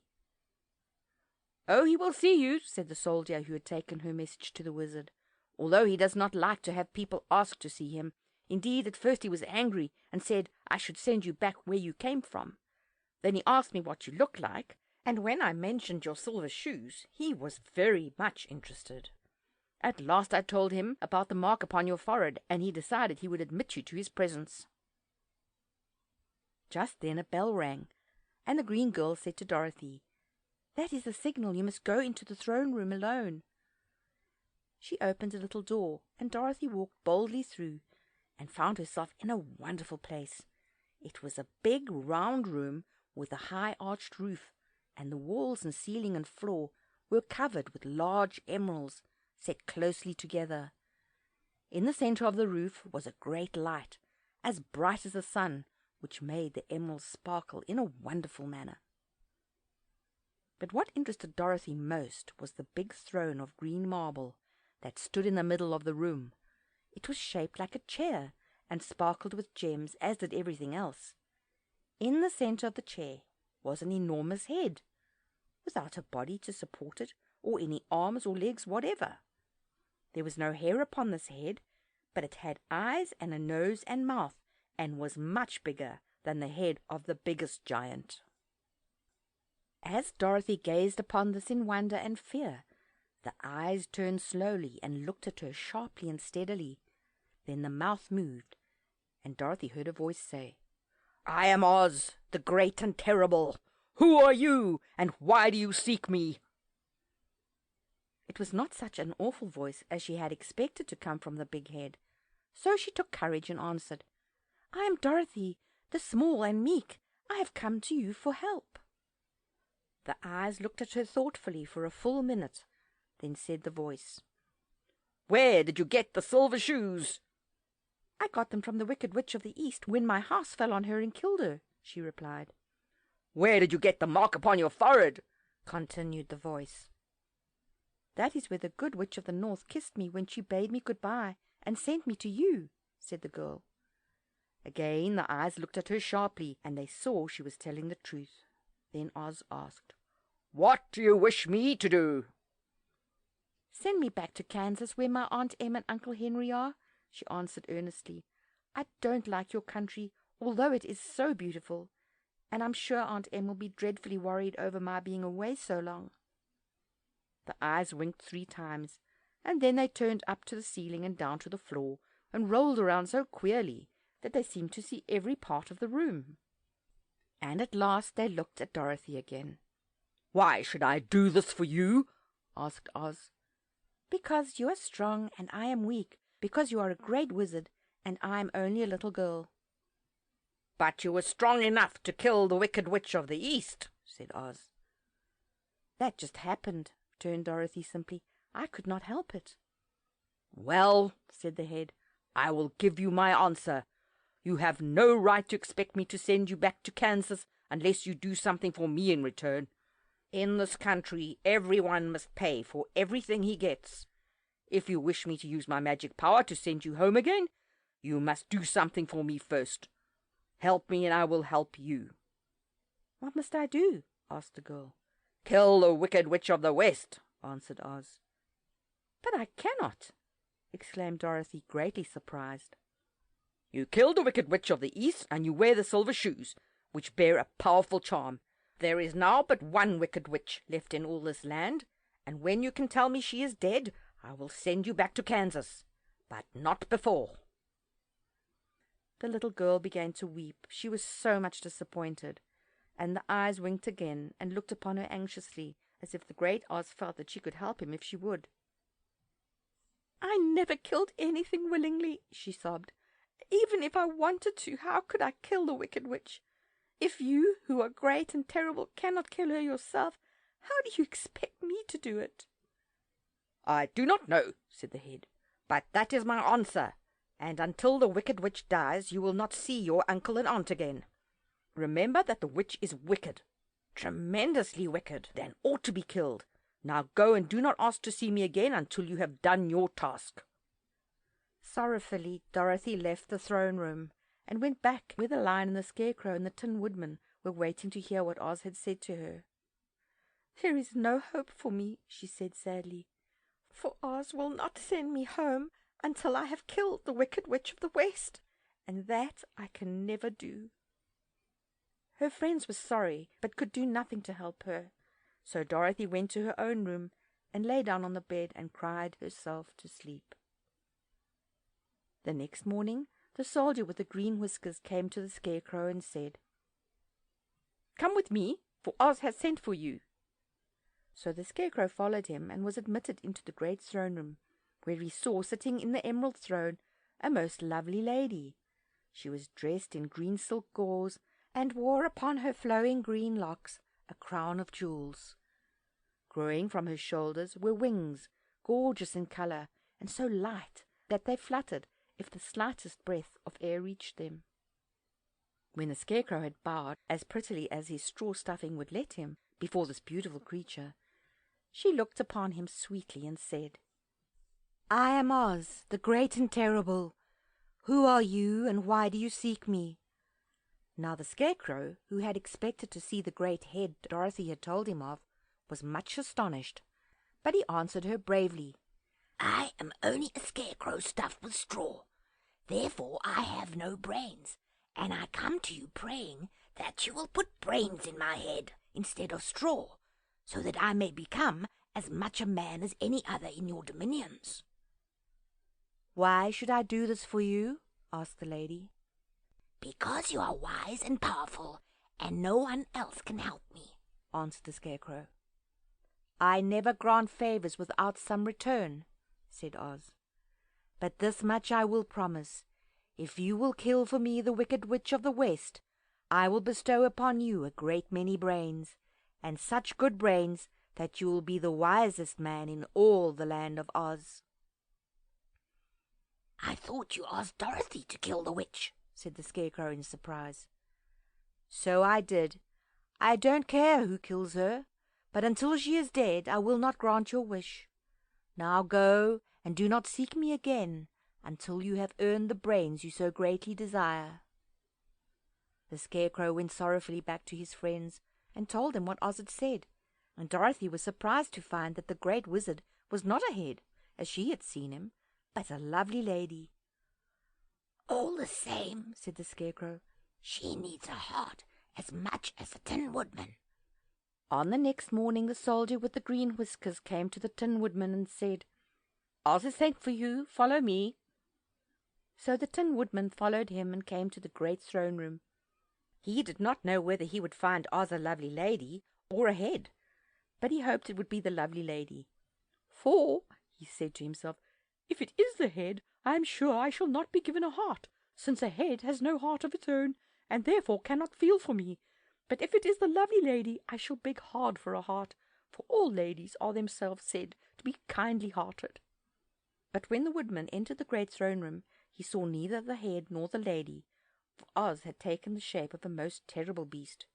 It was nearly as big as an elephant, and the green throne seemed hardly strong enough to hold its weight. The beast had a head like that of a rhinoceros, only there were 5 eyes in its face. There were 5 long arms growing out of its body, and it also had 5 long slim legs. Thick woolly hair covered every part of it, and a more dreadful-looking monster could not be imagined. It was fortunate the Tin Woodman had no heart at that moment, for it would have beat loud and fast from terror. But being only tin, the Woodman was not at all afraid, although he was much disappointed. "I am Oz, the great and terrible," spoke the beast, in a voice that was one great roar. "Who are you, and why do you seek me?" "I am a woodman, and made of tin, therefore I have no heart, and cannot love. I pray you to give me a heart, that I may be as other men are." "Why should I do this?" demanded the beast. "Because I ask it, and you alone can grant my request," answered the Woodman. Oz gave a low growl at this, but said gruffly, "If you indeed desire a heart, you must earn it." "How?" asked the Woodman. "Help Dorothy to kill the Wicked Witch of the West," replied the beast. "When the witch is dead, come to me, and then I will give you the biggest and kindest and most loving heart in all the land of Oz." So the Tin Woodman was forced to return sorrowfully to his friends and tell them of the terrible beast he had seen. They all wondered greatly at the many forms the great wizard could take upon himself, and the Lion said, "If he is a beast, when I go to see him I shall roar my loudest, and so frighten him that he will grant all I ask. And if he is the lovely lady, I shall pretend to spring upon her, and so compel her to do my bidding. And if he is the great head, he will be at my mercy, for I will roll this head all about the room until he promises to give us what we desire. So be of good cheer, my friends, for all will yet be well." The next morning the soldier with the green whiskers led the Lion to the great throne room and bade him enter the presence of Oz. The Lion at once passed through the door, and glancing around saw to his surprise that before the throne was a ball of fire, so fierce and glowing he could scarcely bear to gaze upon it. His first thought was that Oz had by accident caught on fire and was burning up. But when he tried to go nearer, the heat was so intense that it singed his whiskers, and he crept back tremblingly to a spot nearer the door. Then a low, quiet voice came from the ball of fire, and these were the words it spoke. "I am Oz, the great and terrible. Who are you, and why do you seek me?" And the Lion answered, "I am the Cowardly Lion, afraid of everything. I came to you to beg that you give me courage, so that in reality I may become the king of beasts, as men call me." "Why should I give you courage?" demanded Oz. "Because of all wizards you are the greatest, and alone have power to grant my request," answered the Lion. The ball of fire burned fiercely for a time, and the voice said, "Bring me proof that the Wicked Witch is dead, and that moment I will give you courage. But as long as the witch lives, you must remain a coward." The Lion was angry at this speech, but could say nothing in reply, and while he stood silently gazing at the ball of fire, it became so furiously hot that he turned tail and rushed from the room. He was glad to find his friends waiting for him, and told them of his terrible interview with the wizard. "What shall we do now?" asked Dorothy sadly. "There is only one thing we can do," returned the Lion, "and that is to go to the land of the Winkies, seek out the Wicked Witch, and destroy her." "But suppose we cannot?" said the girl. "Then I shall never have courage," declared the Lion. "And I shall never have brains," added the Scarecrow. "And I shall never have a heart," spoke the Tin Woodman. "And I shall never see Aunt Em and Uncle Henry," said Dorothy, beginning to cry. "Be careful," cried the green girl. "The tears will fall upon your green silk gown and spot it." So Dorothy dried her tears and said, "I suppose you must try it, but I am sure I do not want to kill anybody, even to see Aunt Em again." "I will go with you, but I am too much of a coward to kill the witch," said the Lion. "I will go too," declared the Scarecrow, "but I shall not be of much help to you. I am such a fool." "I haven't the heart to harm even a witch," remarked the Tin Woodman, "but if you go, I certainly shall go with you." Therefore it was decided to start upon their journey the next morning, and the Woodman sharpened his axe on a green grindstone and had all his joints properly oiled. The Scarecrow stuffed himself with fresh straw, and Dorothy put new paint on his eyes that he might see better. The green girl, who was very kind to them, filled Dorothy's basket with good things to eat and fastened a little bell around Toto's neck with a green ribbon. They went to bed quite early and slept soundly until daylight, when they were awakened by the crowing of a green cock that lived in the backyard of the palace, and a cackling of a hen that had laid a green egg. The soldier with the green whiskers led them through the streets of the Emerald City until they reached the room where the guardian of the gates lived. This officer unlocked their spectacles to put them back in his great box, and then he politely opened the gate for our friends. "Which road leads to the Wicked Witch of the West?" asked Dorothy. "There is no road," answered the guardian of the gates. "No one ever wishes to go that way." "How then are we to find her?" inquired the girl. "That will be easy," replied the man, "for when she knows you are in the country of the Winkies, she will find you and make you all her slaves." "Perhaps not," said the Scarecrow, "for we mean to destroy her." "Oh, that is different," said the guardian of the gates. "No one has ever destroyed her before, so I naturally thought she would make slaves of you, as she has of all the rest. But take care, for she is wicked and fierce, and may not allow you to destroy her. Keep to the west where the sun sets, and you cannot fail to find her." They thanked him and bade him good-bye, and turned toward the west, walking over fields of soft grass dotted here and there with daisies and buttercups. Dorothy still wore the pretty silk dress she had put on in the palace, but now to her surprise she found it was no longer green, but pure white. The ribbon around Toto's neck had also lost its green color, and was as white as Dorothy's dress. The Emerald City was soon left far behind. As they advanced, the ground became rougher and hillier, for there were no farms nor houses in this country of the West, and the ground was untilled. In the afternoon the sun shone hot in their faces, for there were no trees to offer them shade, so that before night Dorothy and Toto and the Lion were tired, and lay down upon the grass and fell asleep, with the Woodman and the Scarecrow keeping watch. Now the Wicked Witch of the West had but one eye, yet that was as powerful as a telescope, and could see everywhere. So as she sat in the door of her castle, she happened to look around, and saw Dorothy lying asleep with her friends all about her. They were a long distance off, but the Wicked Witch was angry to find them in her country, so she blew upon a silver whistle that hung around her neck. At once there came running to her from all directions a pack of great wolves.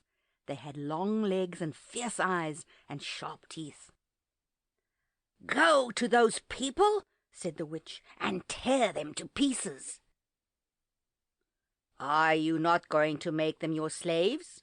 asked the leader of the wolves. "No," she answered. "One is of tin and one of straw. One is a girl and another a lion. None of them is fit to work, so you may tear them into small pieces." "Very well," said the wolf, and he dashed away at full speed, followed by the others. It was lucky the Scarecrow and the Woodman were wide awake and heard the wolves coming. "This is my fight," said the Woodman, "so get behind me and I will meet them as they come." He seized his axe, which he had made very sharp, and as the leader of the wolves came on, the Tin Woodman swung his arm and chopped the wolf's head from its body, so that it immediately died. As soon as he could raise his axe, another wolf came up, and he also fell under the sharp edge of the Tin Woodman's weapon. There were 40 wolves, and 40 times a wolf was killed, so that at last they all lay dead in a heap before the woodman. Then he put down his axe and sat beside the Scarecrow, who said, "It was a good fight, friend." They waited until Dorothy awoke the next morning. The little girl was quite frightened when she saw the great pile of shaggy wolves, but the Tin Woodman told her all. She thanked him for saving them and sat down to breakfast, after which they started again upon their journey. Now the same morning the wicked witch came to the door of her castle and looked out with her one eye that could see afar off. She saw all her wolves lying dead, and the strangers still travelling through her country. This made her angrier than before, and she blew her silver whistle twice. Straightway a great flock of wild crows came flying toward her, enough to darken the sky, and the wicked witch said to the King Crow, "Fly at once to the strangers, peck out their eyes and tear them to pieces." The wild crows flew in one great flock toward Dorothy and her companions. When the little girl saw them coming, she was afraid, but the Scarecrow said, "This is my battle, so lie down beside me and you will not be harmed." So they all lay upon the ground except the Scarecrow, and he stood up and stretched out his arms. And when the crows saw him, they were frightened, as these birds always are by scarecrows, and did not dare to come any nearer. But the King Crow said, "It is only a stuffed man. I will peck his eyes out." The King Crow flew at the Scarecrow, who caught it by the head and twisted its neck until it died. And then another crow flew at him, and the Scarecrow twisted its neck also. There were 40 crows, and 40 times the Scarecrow twisted a neck, until at last all were lying dead beside him. Then he called to his companions to rise, and again they went upon their journey. When the wicked witch looked out again and saw all her crows lying in a heap, she got into a terrible rage, and blew 3 times upon her silver whistle. Forthwith there was heard a great buzzing in the air, and a swarm of black bees came flying towards her. "Go to the strangers and sting them to death," commanded the witch, and the bees turned and flew rapidly until they came to where Dorothy and her friends were walking. But the woodman had seen them coming, and the Scarecrow had decided what to do. "Take out my straw and scatter it over the little girl and the dog and the lion," he said to the woodman, "and the bees cannot sting them." This the woodman did, and as Dorothy lay close beside the lion and held Toto in her arms, the straw covered them entirely. The bees came and found no one but the woodman to sting, so they flew at him and broke off all their stings against the tin without hurting the woodman at all. And as bees cannot live when their stings are broken, that was the end of the black bees, and they lay scattered thick about the woodman like little heaps of fine coal. Then Dorothy and the lion got up, and the girl helped the Tin Woodman put the straw back into the Scarecrow again, until he was as good as ever. So they started upon their journey once more. The wicked witch was so angry when she saw her black bees in little heaps like fine coal, that she stamped her foot and tore her hair and gnashed her teeth. And then she called a dozen of her slaves, who were the Winkies, and gave them sharp spears, telling them to go to the strangers and destroy them. The Winkies were not a brave people, but they had to do as they were told, so they marched away until they came near to Dorothy. Then the lion gave a great roar and sprang toward them, and the poor Winkies were so frightened that they ran back as fast as they could. When they returned to the castle, the wicked witch beat them well with a strap and sent them back to their work, after which she sat down to think about what she should do next. She could not understand how all her plans to destroy these strangers had failed. But she was a powerful witch, as well as a wicked one, and she soon made up her mind how to act. There was in her cupboard a golden cap, with a circle of diamonds and rubies running round it. This golden cap had a charm. Whoever owned it could call 3 times upon the winged monkeys, who would obey any order they were given. But no person could command these strange creatures more than 3 times. Twice already the wicked witch had used the charm of the cap. Once was when she had made the Winkies her slaves and set herself to rule over their country. The winged monkeys had helped her do this. The second time was when she had fought against the great Oz himself and driven him out of the land of the west. The winged monkeys had also helped her in doing this. Only once more could she use this golden cap, for which reason she did not like to do so until all her other powers were exhausted. But now that her fierce wolves and her wild crows and her stinging bees were gone, and her slaves had been scared away by the cowardly lion, she saw there was only one way left to destroy Dorothy and her friends. So the wicked witch took the golden cap from her cupboard and placed it upon her head. Then she stood upon her left foot and said slowly, "Epi, pepi, kaki." Next she stood upon her right foot and said, "Hillo, hollo, hello." After that she stood upon both feet and cried in a loud voice, "Zizzy, zizzy, zick." Now the charm began to work. The sky was darkened, and a low rumbling sound was heard in the air. There was a rushing of many wings, a great chattering and laughing, and the sun came out of the dark sky to show the wicked witch surrounded by a crowd of monkeys, each with a pair of immense and powerful wings on his shoulders. One, much bigger than the others, seemed to be their leader. He flew close to the witch and said, "You have called us for the third and last time. What do you command?" "Go to the strangers who are within my land and destroy them all except the lion," said the wicked witch. "Bring that beast to me, for I have a mind to harness him like a horse and make him work." "Your command shall be obeyed," said the leader, and then with a great deal of chattering and noise the winged monkeys flew away to the place where Dorothy and her friends were walking. Some of the monkeys seized the Tin Woodman and carried him through the air until they were over a country thickly covered with sharp rocks. Here they dropped the poor woodman, who fell a great distance to the rocks, where he lay so battered and dented that he could neither move nor groan. Others of the monkeys caught the Scarecrow, and with their long fingers pulled all of the straw out of his clothes and head. They made his hat and boots and clothes into a small bundle and threw it into the top branches of a tall tree. The remaining monkeys threw pieces of stout rope around the lion and wound many coils about his body and head and legs, until he was unable to bite or scratch or struggle in any way. Then they lifted him up and flew away with him to the witch's castle, where he was placed in a small yard with a high iron fence around it so that he could not escape. But Dorothy they did not harm at all.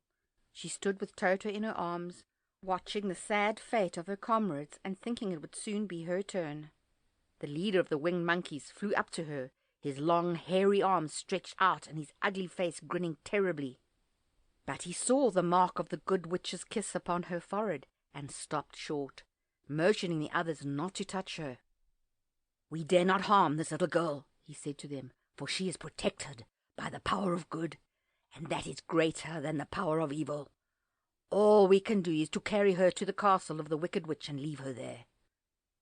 So carefully and gently they lifted Dorothy in their arms and carried her swiftly through the air until they came to the castle, where they set her down upon the front doorstep.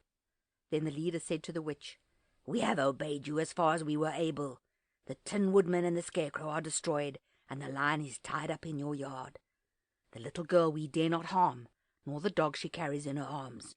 Your power over our band is now ended, and you will never see us again." Then all the winged monkeys, with much laughing and chattering and noise, flew into the air and were soon out of sight. The wicked witch was both surprised and worried when she saw the mark on Dorothy's forehead, for she knew well that neither the winged monkeys nor she herself dared hurt the girl in any way. She looked down at Dorothy's feet, and seeing the silver shoes, began to tremble with fear, for she knew what a powerful charm belonged to them. At first the witch was tempted to run away from Dorothy, but she happened to look into the child's eyes and saw how simple the soul behind them was, and that the little girl did not know of the wonderful power the silver shoes gave her. So the wicked witch laughed to herself and thought, "I can still make her my slave, for she does not know how to use her power." Then she said to Dorothy, harshly and severely, "Come with me and see that you mind everything I tell you, for if you do not, I will make an end of you, as I did of the Tin Woodman and the Scarecrow."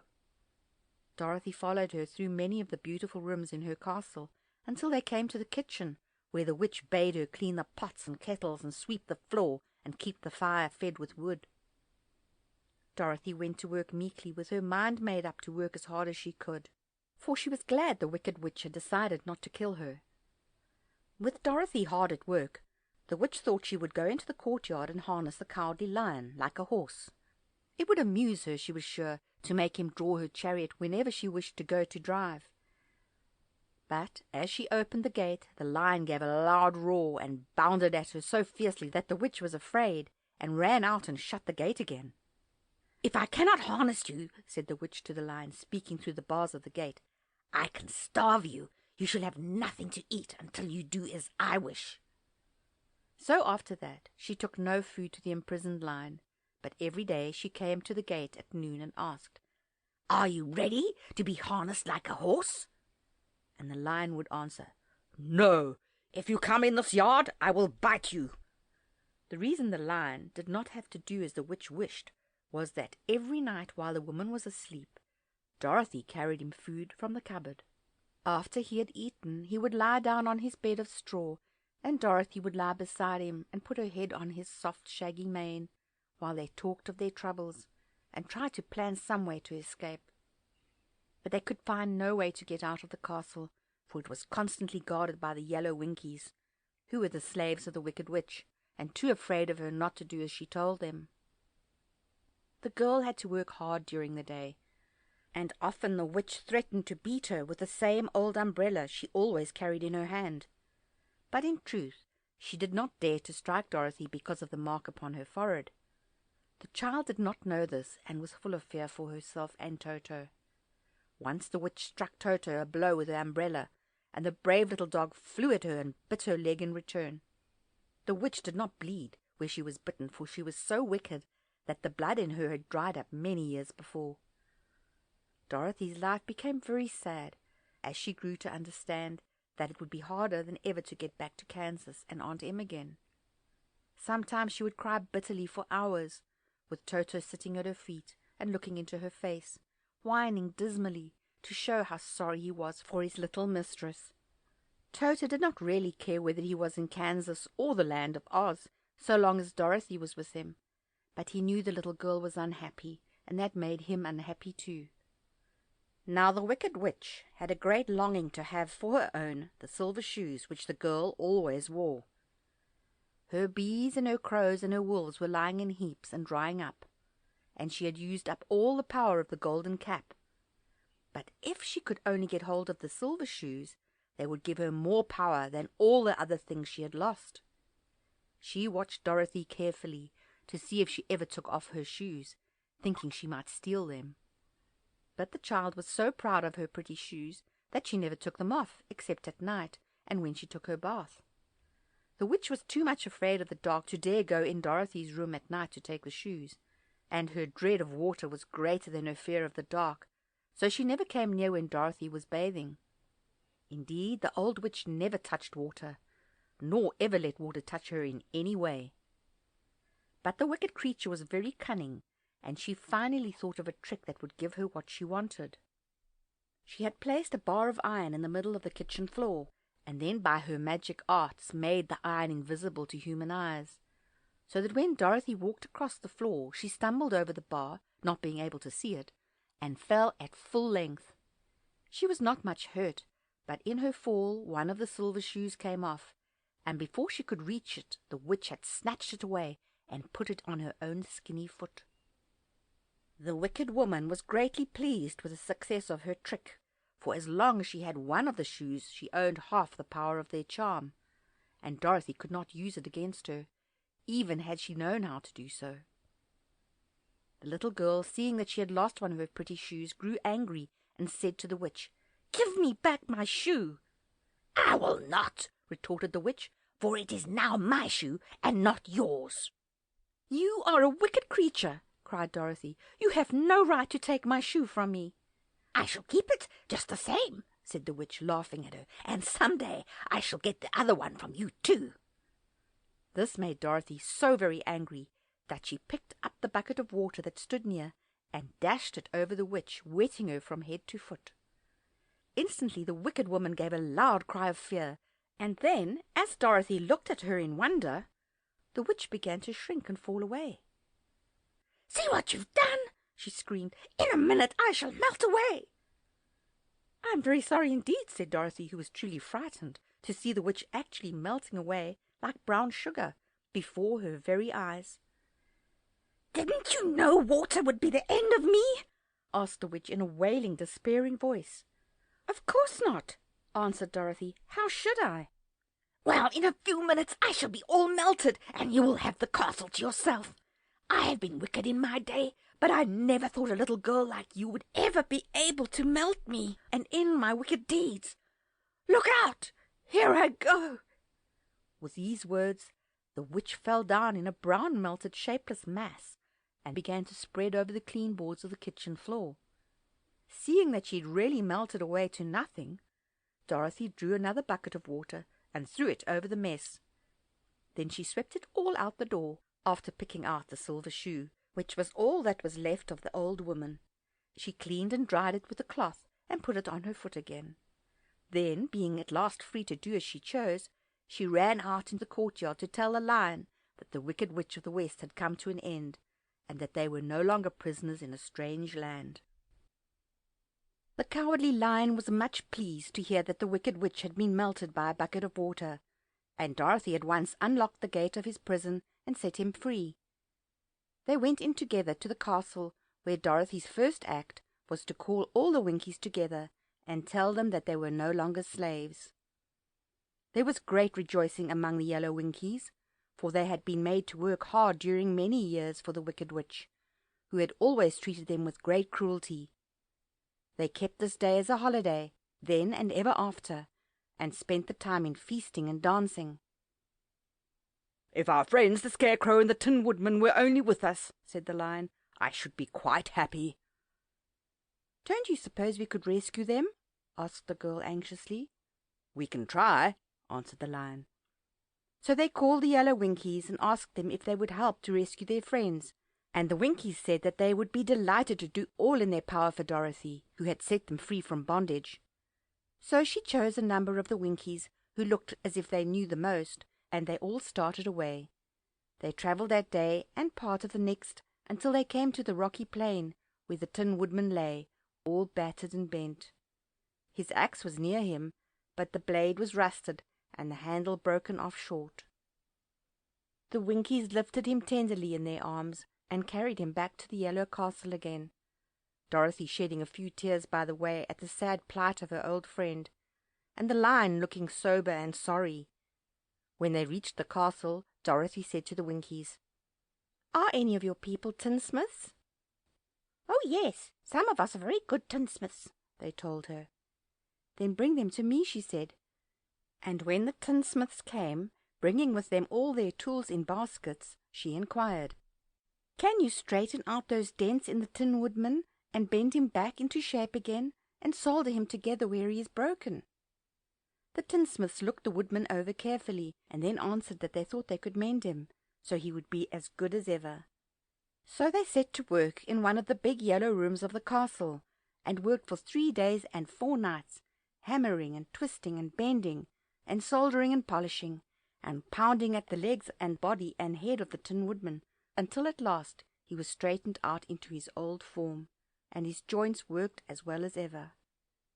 To be sure, there were several patches on him, but the tinsmiths did a good job, and as the woodman was not a vain man, he did not mind the patches at all.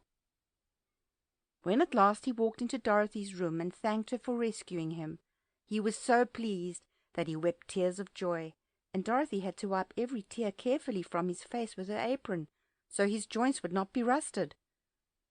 At the same time, her own tears fell thick and fast at the joy of meeting her old friend again, and these tears did not need to be wiped away.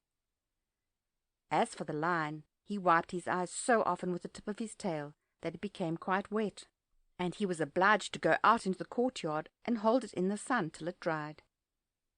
"If only we had the Scarecrow with us again," said the Tin Woodman, when Dorothy had finished telling him everything that had happened. "I should be quite happy." "We must try to find him," said the girl. So she called the Winkies to help her, and they walked all that day and part of the next, until they came to the tall tree in the branches of which the winged monkeys had tossed the Scarecrow's clothes. It was a very tall tree, and the trunk was so smooth that no one could climb it, but the woodman said at once, "I'll chop it down, and then we can get the Scarecrow's clothes." Now while the tinsmiths had been at work mending the woodman himself, another of the Winkies, who was a goldsmith, had made an axe handle of solid gold and fitted it to the woodman's axe instead of the old broken handle. Others polished the blade until all the rust was removed, and it glistened like burnished silver. As soon as he had spoken, the Tin Woodman began to chop, and in a short time the tree fell over with a crash, when the Scarecrow's clothes fell out of the branches and rolled off on the ground. Dorothy picked them up and had the Winkies carry them back to the castle, where they were stuffed with nice clean straw, and behold, here was the Scarecrow, as good as ever, thanking them over and over again for saving him. Now they were reunited. Dorothy and her friends spent a few happy days at the Yellow Castle, where they found everything they needed to make them comfortable. But one day the girl thought of Aunt Em and said, "We must go back to Oz and claim his promise." "Yes," said the woodman, "at last I shall get my heart." "And I shall get my brains," added the Scarecrow joyfully. "And I shall get my courage," said the lion thoughtfully. "And I shall get back to Kansas," cried Dorothy, clapping her hands. "Oh, let us start for the Emerald City tomorrow." This they decided to do. The next day they called the Winkies together and bade them good-bye. The Winkies were sorry to have them go, and they had grown so fond of the Tin Woodman that they begged him to stay and rule over them and the Yellow Land of the West. Finding they were determined to go, the Winkies gave Toto and the lion each a golden collar, and to Dorothy they presented a beautiful bracelet studded with diamonds, and to the Scarecrow they gave a gold-headed walking stick to keep him from stumbling, and to the Tin Woodman they offered a silver oil can inlaid with gold and set with precious jewels. Every one of the travellers made the Winkies a pretty speech in return, and all shook hands with them until their arms ached. Dorothy went to the witch's cupboard to fill her basket with food for the journey, and there she saw the golden cap. She tried it on her own head, and found that it fitted her exactly. She did not know anything about the charm of the golden cap, but she saw that it was pretty, so she made up her mind to wear it and carry her sunbonnet in the basket. Then, being prepared for the journey, they all started for the Emerald City, and the Winkies gave them 3 cheers and many good wishes to carry with them. You will remember there was no road, not even a pathway, between the castle of the Wicked Witch and the Emerald City. When the 4 travellers went in search of the witch, she had seen them coming, and so sent the winged monkeys to bring them to her. It was much harder to find their way back through the big fields of buttercups and yellow daisies than it was being carried. They knew, of course, they must go straight east toward the rising sun, and they started off in the right way. But at noon, when the sun was over their heads, they did not know which was east, which was west, and that was the reason they got lost in the great fields. They kept on walking, however, and at night the moon came out and shone brightly, so they lay down among the sweet-smelling yellow flowers and slept soundly until morning, all but the Scarecrow and the Tin Woodman. The next morning the sun was behind a cloud, but they started on as if they were quite sure which way they were going. "If we walk far enough," said Dorothy, "we shall sometime come to some place, I'm sure." But day by day passed away, and they still saw nothing before them but the yellow fields. The Scarecrow began to grumble a bit. "We have surely lost our way," he said, "and unless we find it again in time to reach the Emerald City, I shall never get my brains." "Nor I my heart," declared the Tin Woodman. "It seems to me I can scarcely wait till I get to Oz, and you must admit this is a very long journey." "You see," said the Cowardly Lion with a whimper, "I haven't the courage to keep tramping forever without getting anywhere at all." Then Dorothy lost heart. She sat down on the grass and looked at her companions, and they sat down and looked at her, and Toto found that for the first time in his life he was too tired to chase a butterfly that flew past his head. So he put out his tongue and panted and looked at Dorothy as if to ask what they should do next. "Suppose we call the field mice," she suggested. "They could probably tell us the way to the Emerald City." "To be sure they could," cried the Scarecrow. "Why didn't we think of that before?" Dorothy blew the little whistle she had always carried about her neck since the Queen of the Mice had given it to her. In a few minutes they heard the pattering of tiny feet, and many of the small grey mice came running up to her. Among them was the Queen herself, who asked in her squeaky little voice, "What can I do for my friends?" "We have lost our way," said Dorothy. "Can you tell us where the Emerald City is?" "Certainly," answered the Queen, "but it is a great way off, for you have had it at your backs all this time." Then she noticed Dorothy's golden cap and said, "Why don't you use the charm of the cap and call the winged monkeys to you? They will carry you to the city of Oz in less than an hour." "I didn't know there was a charm," answered Dorothy in surprise. "What is it?" "It is written inside the golden cap," replied the Queen of the Mice. "But if you are going to call the winged monkeys, we must run away, for they are full of mischief and think it great fun to plague us." "Won't they hurt me?" asked the girl anxiously. "Oh no, they must obey the wearer of the cap. Goodbye." And she scampered out of sight with all the mice hurrying after her. Dorothy looked inside the golden cap and saw some words written upon the lining.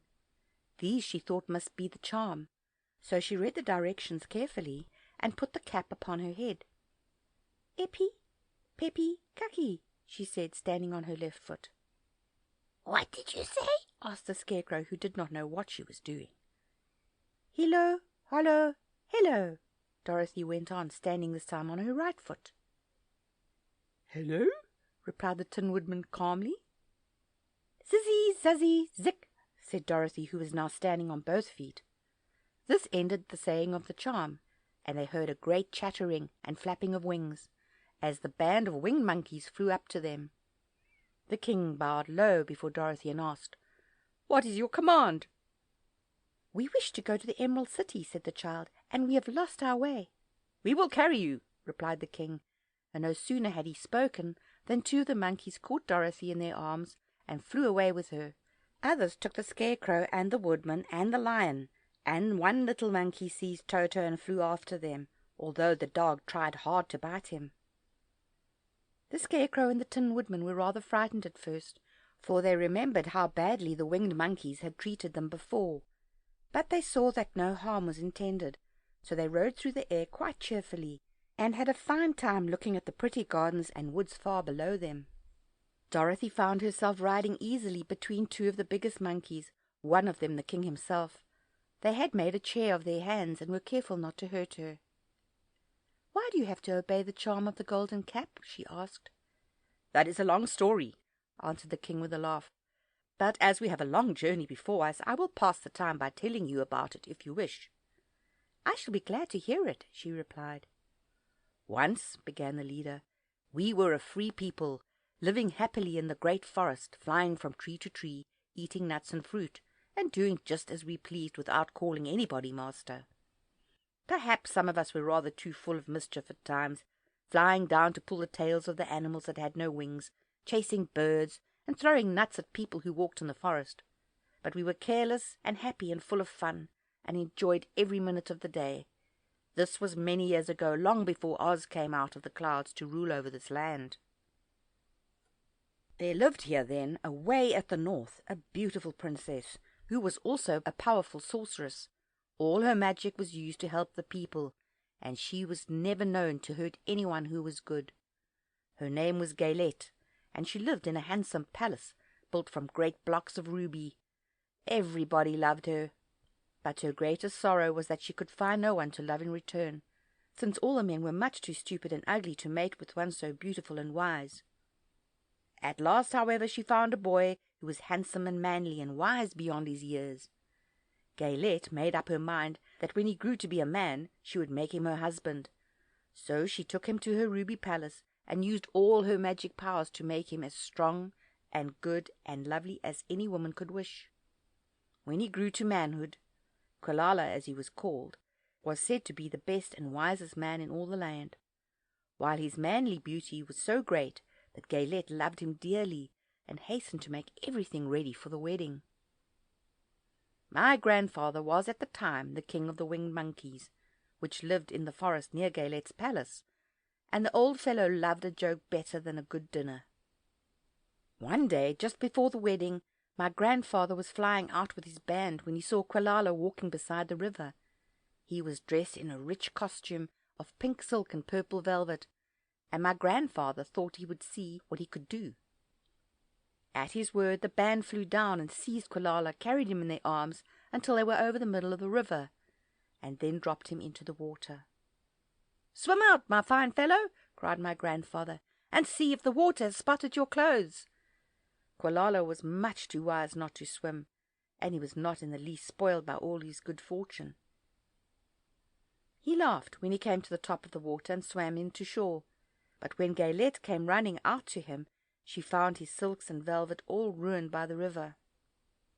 The princess was very angry, and she knew of course who did it. She had all the winged monkeys brought before her, and she said at first that their wings should be tied, and they should be treated as they had treated Quilala, and dropped in the river. But my grandfather pleaded hard, for he knew the monkeys would drown in the river with their wings tied, and Quilala said a kind word for them also, so that Gaelette finally spared them, on condition that the winged monkeys should ever after do 3 times the bidding of the owner of the golden cap.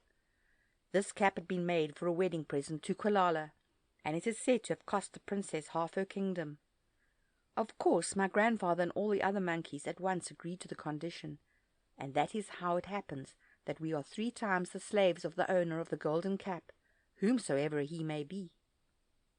"And what became of them?" asked Dorothy, who had been greatly interested in the story. "Quilala being the first owner of the golden cap," replied the monkey, "he was the first to lay his wishes upon us. As his bride could not bear the sight of us, he called us all to him in the forest after he had married her, and ordered us to always keep where she could never set eyes on a winged monkey, which we were glad to do, for we were all afraid of her. This was all we ever had to do until the golden cap fell into the hands of the wicked witch of the west, who made us enslave the Winkies, and afterward drive Oz himself out of the land of the west. Now the golden cap is yours, and 3 times you have the right to lay your wishes upon us." As the Monkey King finished his story, Dorothy looked down and saw the green shining walls of the Emerald City before them. She wondered at the rapid flight of the monkeys, but was glad the journey was over. The strange creatures set the travellers down carefully before the gate of the city. The king bowed low to Dorothy, and then flew swiftly away, followed by all his band. "That was a good ride," said the little girl. "Yes, and a quick way out of our troubles," replied the lion. "How lucky it was you brought away that wonderful cap." The 4 travellers walked up to the great gate of the Emerald City and rang the bell. After ringing several times, it was opened by the same guardian of the gate they had met before. "What, are you back again?" he asked in surprise. "Do you not see us?" answered the Scarecrow. "But I thought you had gone to visit the wicked witch of the west." "We did visit her," said the Scarecrow. "And she let you go again?" asked the man in wonder. "She could not help it, for she is melted," explained the Scarecrow. "Melted? Well, that is good news indeed," said the man. "Who melted her?" "It was Dorothy," said the lion gravely. "Good gracious!" exclaimed the man, and he bowed very low indeed before her. Then he led them into his little room and locked the spectacles from the great box on all their eyes, just as he had done before. Afterward they passed on through the gate into the Emerald City, and when the people heard from the guardian of the gate that they had melted the wicked witch of the west, they all gathered around the travellers and followed them in a great crowd to the palace of Oz. The soldier with the green whiskers was still on guard before the door, but he let them in at once, and they were again met by the beautiful green girl, who showed each of them to their old rooms at once, so they might rest until the great Oz was ready to receive them. The soldier had the news carried straight to Oz that Dorothy and the other travellers had come back again, after destroying the wicked witch, but Oz made no reply. They thought the great wizard would send for them at once, but he did not. They had no word from him the next day, nor the next, nor the next.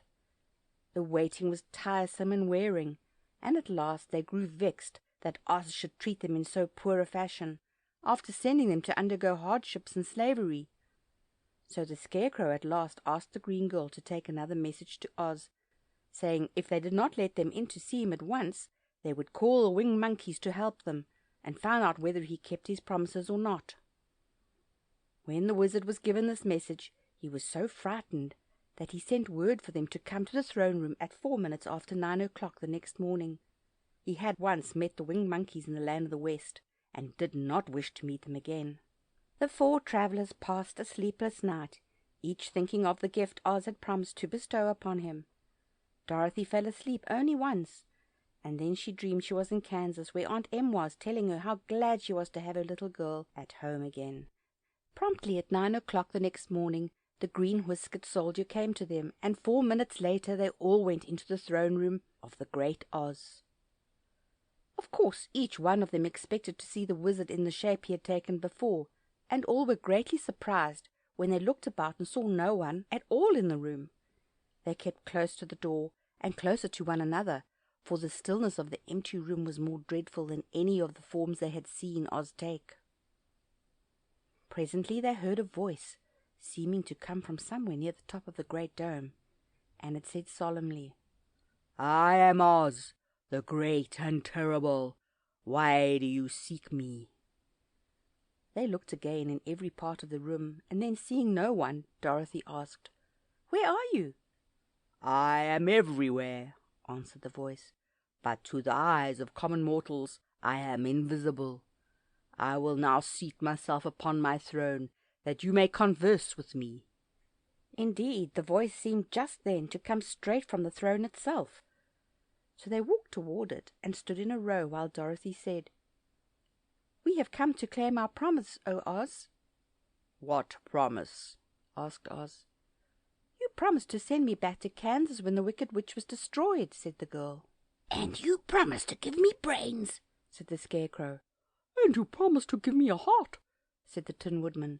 "And you promised to give me courage," said the Cowardly Lion. "Is the Wicked Witch really destroyed?" asked the voice, and Dorothy thought it trembled a little.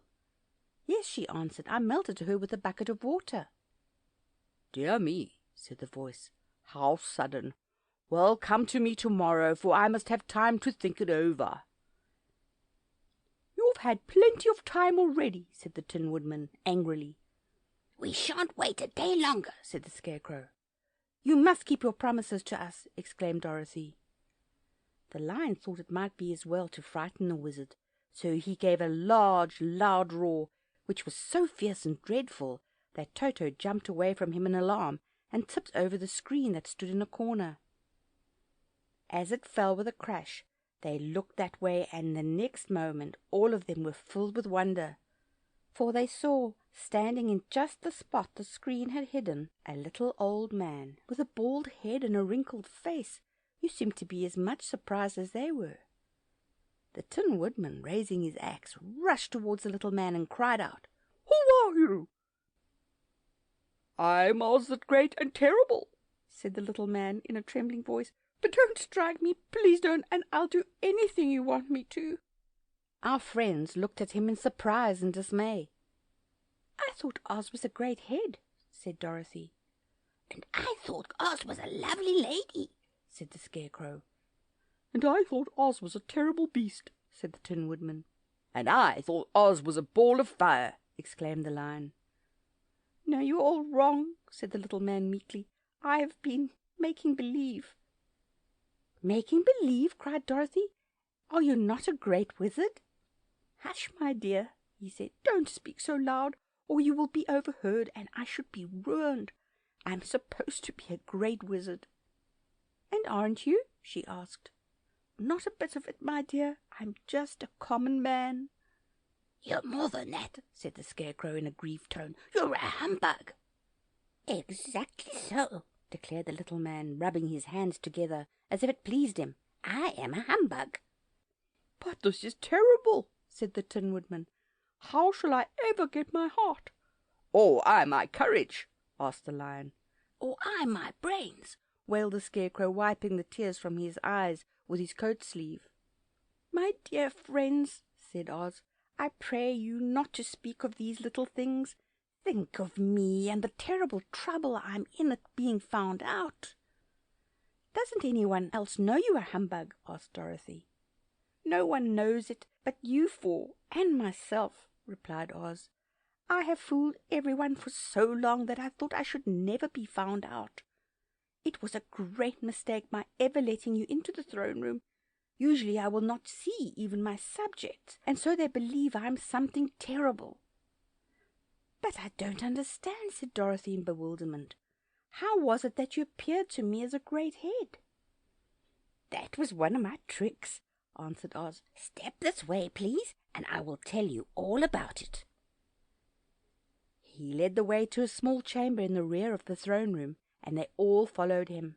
He pointed to one corner, in which lay the great head, made out of many thicknesses of paper, and with a carefully painted face. "This I hung from the ceiling by a wire," said Oz. "I stood behind the screen and pulled a thread to make the eyes move and the mouth open." "But how about the voice?" she inquired. "Oh, I'm a ventriloquist," said the little man, "and I can throw the sound of my voice wherever I wish, so that you thought it was coming out of the head. Here are the other things I used to deceive you." He showed the Scarecrow the dress and the mask he had worn when he seemed to be the lovely lady, and the Tin Woodman saw that his terrible beast was nothing but a lot of skins sewn together, with slats to keep their sides out. As for the ball of fire, the false wizard had hung that also from the ceiling. It was really a ball of cotton, but when oil was poured upon it, the ball burned fiercely. "Really," said the Scarecrow, "you ought to be ashamed of yourself for being such a humbug." I certainly am," answered the little man sorrowfully, "but it was the only thing I could do. Sit down, please. There are plenty of chairs, and I will tell you my story." So they sat down and listened while he told the following tale. "I was born in Omaha." "Why, that isn't very far from Kansas," cried Dorothy. "No, but it's farther from here," he said, shaking his head at her sadly. "When I grew up, I became a ventriloquist, and at that I was very well trained by a great master. I can imitate any kind of bird or beast." Here he mewed so like a kitten that Toto pricked up his ears and looked everywhere to see where she was. "After a time," continued Oz, "I tired of that and became a balloonist." "What is that?" asked Dorothy. "A man who goes up in a balloon on circus day, so as to draw a crowd of people together and get them to pay to see the circus," he explained. "Oh," she said, "I know. Well, one day I went up in a balloon and the ropes got twisted so that I couldn't come down again. It went way up above the clouds, so far that a current of air struck it and carried it many, many miles away. For a day and a night I travelled through the air, and on the morning of the second day I awoke and found the balloon floating over a strange and beautiful country. It came down gradually, and I was not hurt a bit, but I found myself in the midst of a strange people who, seeing me come from the clouds, thought I was a great wizard. Of course I let them think so, because they were afraid of me and promised to do anything I wished them to. Just to amuse myself and keep the good people busy, I ordered them to build a city and my palace, and they did it all willingly and well. Then I thought, as the country was so green and beautiful, I would call it the Emerald City, and to make the name fit better, I put green spectacles on all the people, so that everything they saw was green." "But isn't everything here green?" asked Dorothy. "No more than any other city," replied Oz. "But when you wear green spectacles, why, of course, everything you see looks green to you. The Emerald City was built a great many years ago, for I was a young man when the balloon brought me here, and I am a very old man now. But my people have worn green glasses on their eyes so long that most of them think it really is an Emerald City. And it certainly is a beautiful place, abounding in jewels and precious metals, and every good thing that is needed to make one happy. I have been good to the people, and they like me. But ever since this palace was built, I have shut myself up and would not see any of them. One of my greatest fears was the witches, for while I had no magical powers at all, I soon found out that the witches were really able to do wonderful things. There were 4 of them in this country, and they ruled the people who live in the north and south and east and west. Fortunately, the witches of the north and south were good, and I knew they would do me no harm. But the witches of the east and the west were terribly wicked, and had they not thought I was more powerful than they themselves, they would surely have destroyed me. As it was, I lived in deadly fear of them for many years, so you can imagine how pleased I was when I heard your house had fallen on the wicked witch of the east. When you came to me, I was willing to promise anything if you would only do away with the other witch. But now that you have melted her, I am ashamed to say that I cannot keep my promises." "I think you are a very bad man," said Dorothy. "Oh, no, my dear. I'm really a very good man, but I'm a very bad wizard, I must admit." "Can't you give me brains?" asked the Scarecrow. "You don't need them. You are learning something every day. A baby has brains, but it doesn't know much. Experience is the only thing that brings knowledge, and the longer you are here on earth, the more experience you're sure to get." "That may all be true," said the Scarecrow, "but I shall be very unhappy unless you give me brains." The false wizard looked at him carefully. "Well," he said with a sigh, "I'm not much of a magician, as I said, but if you will come to me tomorrow morning, I will stuff your head with brains. I cannot tell you how to use them, however. You must find that out for yourself." "Oh, thank you," cried the Scarecrow. "I'll find a way to use them, never fear." "But how about my courage?" asked the Lion anxiously. "You have plenty of courage, I'm sure," answered Oz. "All you need is confidence in yourself. There is no living thing that is not afraid when it faces danger. True courage is in facing danger when you are afraid, and that kind of courage you have in plenty." "Perhaps I have, but I'm scared just the same," said the Lion. "I shall really be very unhappy unless you give me the sort of courage that makes one forget he's afraid." "Very well, I will give you that sort of courage tomorrow," replied Oz. "How about my heart?" asked the Tin Woodman. "Why, as for that," answered Oz, "I think you are wrong to want a heart. It makes most people unhappy. If only you knew it, you are in luck not to have a heart." "That must be a matter of opinion," said the Tin Woodman. "For my part, I will bear all the unhappiness without a murmur, if you will give me the heart." "Very well," answered Oz meekly. "Come to me tomorrow, and you shall have a heart. I have played wizard for so many years that I may as well continue the part a little longer."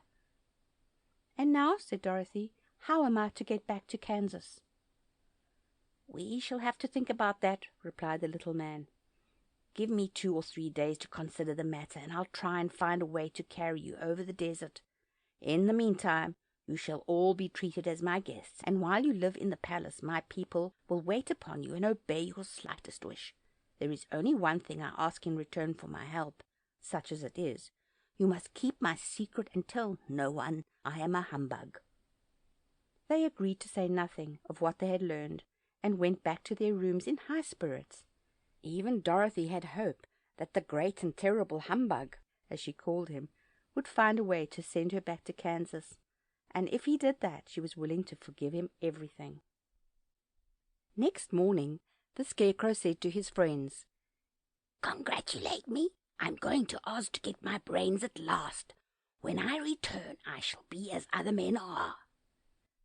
"I have always liked you as you were," said Dorothy simply. "It is kind of you to like a Scarecrow," he replied. "But surely you will think more of me when you hear the splendid thoughts my new brain is going to turn out."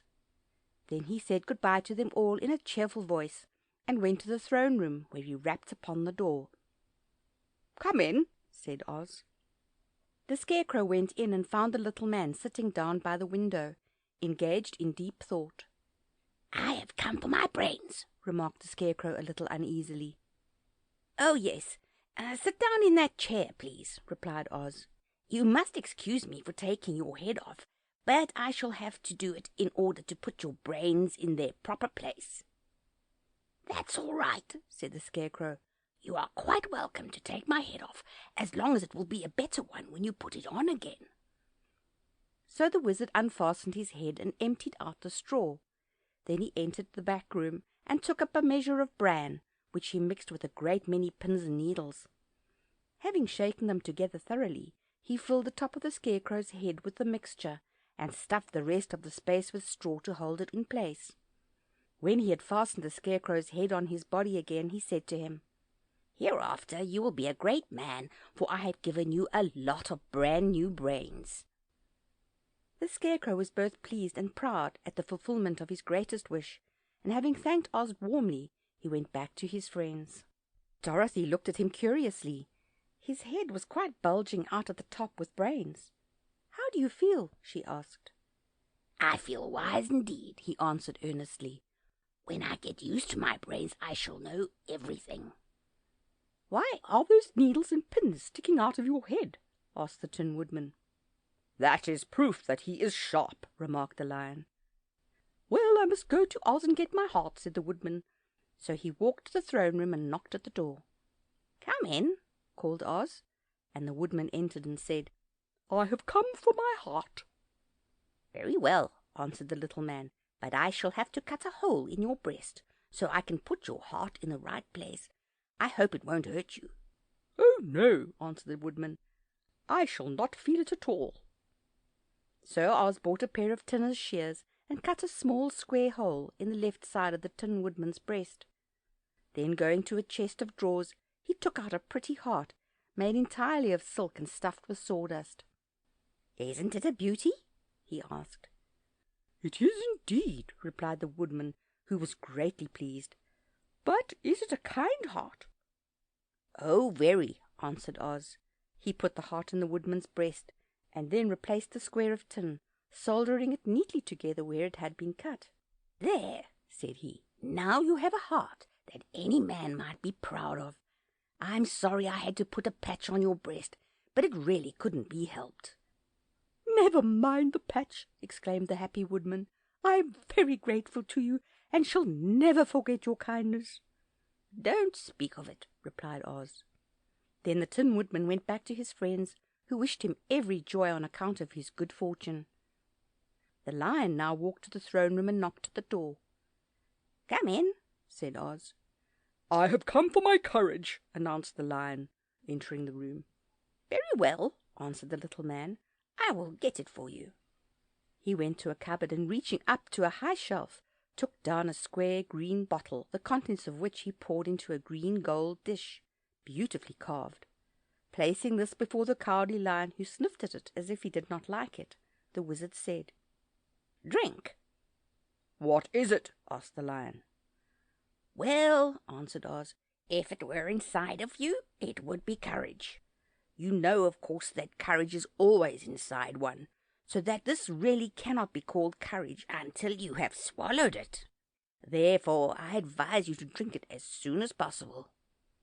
The Lion hesitated no longer, but drank till the dish was empty. "How do you feel now?" asked Oz. "Full of courage," replied the Lion, who went joyfully back to his friends to tell them of his good fortune. Oz, left to himself, smiled to think of his success in giving the Scarecrow and the Tin Woodman and the Lion exactly what they thought they wanted. "How can I help being a humbug," he said, "when all these people make me do things that everybody knows can't be done? It was easy to make the Scarecrow and the Lion and the Woodman happy, because they imagined I could do anything. But it will take more than imagination to carry Dorothy back to Kansas, and I'm sure I don't know how it can be done." For 3 days Dorothy heard nothing from Oz. These were sad days for the little girl, although her friends were all quite happy and contented. The Scarecrow told them there were wonderful thoughts in his head, but he would not say what they were because he knew no one could understand them but himself. When the Tin Woodman walked about, he felt his heart rattling around in his breast, and he told Dorothy he had discovered it to be a kinder and more tender heart, than the one he had owned when he was made of flesh. The lion declared he was afraid of nothing on earth, and would gladly face an army of men or a dozen of the fierce Kalidas. Thus each of the little party was satisfied, except Dorothy, who longed more than ever to get back to Kansas. On the 4th day, to her great joy, Oz sent for her, and when she entered the throne room, he said pleasantly, "Sit down, my dear. I think I have found a way to get you out of this country." "And back to Kansas?" she asked eagerly. "Well, I'm not sure about Kansas," said Oz, "for I haven't the faintest notion where it lies. But the first thing to do is to cross the desert, and then it should be easy to find your way home." "How can I cross the desert?" she inquired. "Well, I'll tell you what I think," said the little man. "You see, when I came to this country, it was in a balloon. You also came through the air, being carried by a cyclone. So I believe the best way to get across the desert will be through the air. Now it is quite beyond my powers to make a cyclone, but I've been thinking the matter over, and I believe I can make a balloon." "How?" asked Dorothy. "A balloon," said Oz, "is made of silk, which is coated with glue to keep the gas in it. I have plenty of silk in the palace, so it will be no trouble for us to make the balloon. But in all this country there is no gas to fill the balloon with to make it float." "If it won't float," remarked Dorothy, "it will be of no use to us." "True," answered Oz, "but there is another way to make it float, which is to fill it with hot air. Hot air isn't as good as gas, for if the air should get cold, the balloon would come down in the desert and we should be lost." "We?" exclaimed the girl. "Are you going with me?" "Yes, of course," replied Oz. "I am tired of being such a humbug. If I should go out of this palace, my people would soon discover I am not a wizard, and then they would be vexed with me for having deceived them. So I have to stay shut up in these rooms all day, and it gets tiresome. I'd much rather go back to Kansas with you and be in a circus again." "I shall be glad to have your company," said Dorothy. "Thank you," he answered. "Now, if you will help me sew the silk together, we will begin to work on our balloon." So Dorothy took a needle and thread, and as fast as Oz cut the strips of silk into proper shape, the girls sewed them neatly together. First there was a strip of light green silk, then a strip of dark green, and then a strip of emerald green, for Oz had a fancy to make the balloon in different shades of the color about them. It took 3 days to sew all the strips together, but when it was finished they had a big bag of green silk more than 20 feet long. Then Oz painted it on the inside with a coat of thin glue to make it airtight, after which he announced that the balloon was ready. "But we must have a basket to ride in," he said. So he sent the soldier with the green whiskers for a big clothes basket, which he fastened with many ropes to the bottom of the balloon. When it was all ready, Oz sent word to his people that he was going to make a visit to a great brother wizard who lived in the clouds. The news spread rapidly throughout the city, and everyone came to see the wonderful sight. Oz ordered the balloon carried out in front of the palace, and the people gazed upon it with much curiosity. The Tin Woodman had chopped a big pile of wood, and now he made a fire of it, and Oz held the bottom of the balloon over the fire so that the hot air that arose from it would be caught in the silken bag. Gradually the balloon swelled out and rose into the air, until finally the basket just touched the ground. Then Oz got into the basket and said to all the people in a loud voice, "I am now going away to make a visit. While I am gone, the Scarecrow will rule over you. I command you to obey him as you would me." The balloon was by this time tugging hard at the rope that held it to the ground, for the air within it was hot, and this made it so much lighter in weight than the air without that it pulled hard to rise into the sky. "Come, Dorothy," cried the wizard. "Hurry up, or the balloon will fly away." "I can't find Toto anywhere," replied Dorothy, who did not wish to leave her little dog behind. Toto had run into the crowd to bark at a kitten, and Dorothy at last found him. She picked him up and ran toward the balloon. She was within a few steps of it, and Oz was holding out his hands to help her into the basket, when crack went the ropes, and the balloon rose into the air without her.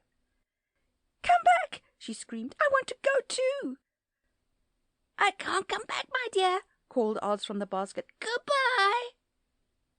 "Goodbye!" shouted everyone, and all eyes were turned upward to where the wizard was riding in the basket, rising every moment farther and farther into the sky. And that was the last any of them ever saw of Oz, the wonderful wizard, though he may have reached Omaha safely and be there now for all we know. But the people remembered him lovingly and said to one another, "Oz was always our friend. When he was here he built for us this beautiful Emerald City, and now he is gone he has left us the wise Scarecrow to rule over us." Still for many days they grieved over the loss of the wonderful wizard and would not be comforted. Dorothy wept bitterly at the passing of her hope to get home to Kansas again, but when she thought it all over she was glad she had not gone up in a balloon, and she also felt sorry at losing Oz, and so did her companions. The Tin Woodman came to her and said, "Truly, I should be ungrateful if I failed to mourn for the man who gave me my lovely heart. I should like to cry a little because Oz is gone. If you will kindly wipe away my tears so that I shall not rust." "With pleasure," she answered, and brought a towel at once. Then the Tin Woodman wept for several minutes, and she watched the tears carefully and wiped them away with the towel. When he had finished he thanked her kindly and oiled himself thoroughly with his jeweled oil can to guard against mishap. The Scarecrow was now the ruler of the Emerald City, and although he was not a wizard, the people were proud of him. For, they said, there is not another inner city in all the world that is ruled by a stuffed man. And, so far as they knew, they were quite right. The morning after the balloon had gone up with Oz, the four travellers met in the throne room and talked matters over. The Scarecrow sat in the big throne, and the others stood respectfully before him. "We are not so unlucky," said the new ruler, "for this palace and the Emerald City belong to us, and we can do just as we please. When I remember that a short time ago I was up on a pole in a farmer's cornfield, and that I am now the ruler of this beautiful city, I am quite satisfied with my lot." "I also," said the Tin Woodman, "am well pleased with my new heart, and really that was the only thing I wished in the whole world. For my part, I am content in knowing that I am as brave as any beast that ever lived, if not braver," said the Lion modestly. "If Dorothy could only be contented to live in the Emerald City," continued the Scarecrow, "we might all be happy together." "But I don't want to live here," cried Dorothy. "I want to go to Kansas and live with Aunt Em and Uncle Henry." "Well then, what can be done?" inquired the Woodman. The Scarecrow decided to think, and he thought so hard that the pins and needles began to stick out of his brains. Finally he said, "Why not call the winged monkeys and ask them to carry you over the desert?" "I never thought of that," said Dorothy joyfully. "It's just the thing. I'll go at once for the golden cap." When she brought it to the throne room, she spoke the magic words, and soon the band of winged monkeys flew in through an open window and stood beside her. "This is the second time you have called us," said the Monkey King, bowing before the little girl. "What do you wish?" "I want you to fly with me to Kansas," said Dorothy. But the Monkey King shook his head. "That cannot be done," he said. "We belong to this country alone, and cannot leave it. There has never been a winged monkey in Kansas yet, and I suppose there never will be, for they don't belong there. We shall be glad to serve you in any way in our power, but we cannot cross the desert. Goodbye." And with another bow the Monkey King spread his wings and flew away through the window, followed by all his band. Dorothy was almost ready to cry with disappointment. "I have wasted the charm of the golden cap to no purpose," she said, "for the winged monkeys cannot help me." "It is certainly too bad," said the tender-hearted Woodman. The Scarecrow was thinking again, and his head bulged out so horribly that Dorothy feared it would burst. "Let us call in the soldier with the green whiskers," he said, "and ask his advice." So the soldier was summoned and entered the throne room timidly, for while Oz was alive, he never was allowed to come further than the door.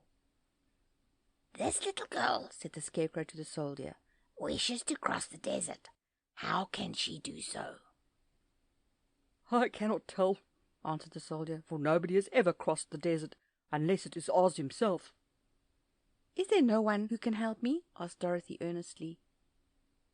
"Glinda might," he suggested. "Who is Glinda?" inquired the Scarecrow. "The Witch of the South. She is the most powerful of all the witches, and rules over the Quadlings. Besides, her castle stands on the edge of the desert, so she may know a way to cross it." "Glinda is a good witch, isn't she?" asked the child. "The Quadlings think she's good," said the soldier, "and she is kind to everyone. I've heard that Glinda is a beautiful woman who knows how to keep young, in spite of the many years she has lived." "How can I get to her castle?" asked Dorothy. "The road is straight to the south," he answered, "but it is said to be full of dangers to travellers. There are wild beasts in the woods, and a race of queer men who do not like strangers to cross their country. For this reason none of the Quadlings ever came to the Emerald City." The soldier then left them, and the Scarecrow said, "It seems, in spite of dangers, that the best thing Dorothy can do is to travel to the land of the South and ask Glinda to help her. For, of course, if Dorothy stays here, she will never get back to Kansas." "You must have been thinking again," remarked the Tin Woodman. "I have," said the Scarecrow. "I shall go with Dorothy," declared the Lion, "for I am tired of your city and long for the woods and the country again. I am really a wild beast, you know. Besides, Dorothy will need someone to protect her." "That is true," agreed the Woodman. "My axe may be of service to her, so I also will go with her to the land of the South." "When shall we start?" asked the Scarecrow. "Are you going?" they asked in surprise. "Certainly. If it wasn't for Dorothy, I should never have had brains. She lifted me from the pole in the cornfield and brought me to the Emerald City, so my good luck is all due to her, and I shall never leave her until she starts back to Kansas for good and all."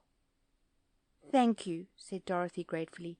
"You are all very kind to me, but I should like to start as soon as possible." "We shall go tomorrow morning," returned the Scarecrow. "So now let us all get ready, for it'll be a long journey." The next morning Dorothy kissed the pretty green girl good-bye, and they all shook hands with the soldier with the green whiskers, who had walked with them as far as the gate. When the guardian of the gate saw them again, he wondered greatly that they could leave the beautiful city to get into new trouble. But he at once unlocked their spectacles, which he put back into the green box, and gave them many good wishes to carry with them. "You are now our ruler," he said to the Scarecrow, "so you must come back to us as soon as possible." "I certainly shall if I am able," the Scarecrow replied, "but I must help Dorothy to get home first." As Dorothy bade the good-natured guardian a last farewell, she said, "I have been very kindly treated in your lovely city, and everyone has been good to me. I cannot tell you how grateful I am." "Don't try, my dear," he answered. "We should like to keep you with us, but if it is your wish to return to Kansas, I hope you will find a way." Then he opened the gate of the outer wall, and they walked forth and started upon their journey.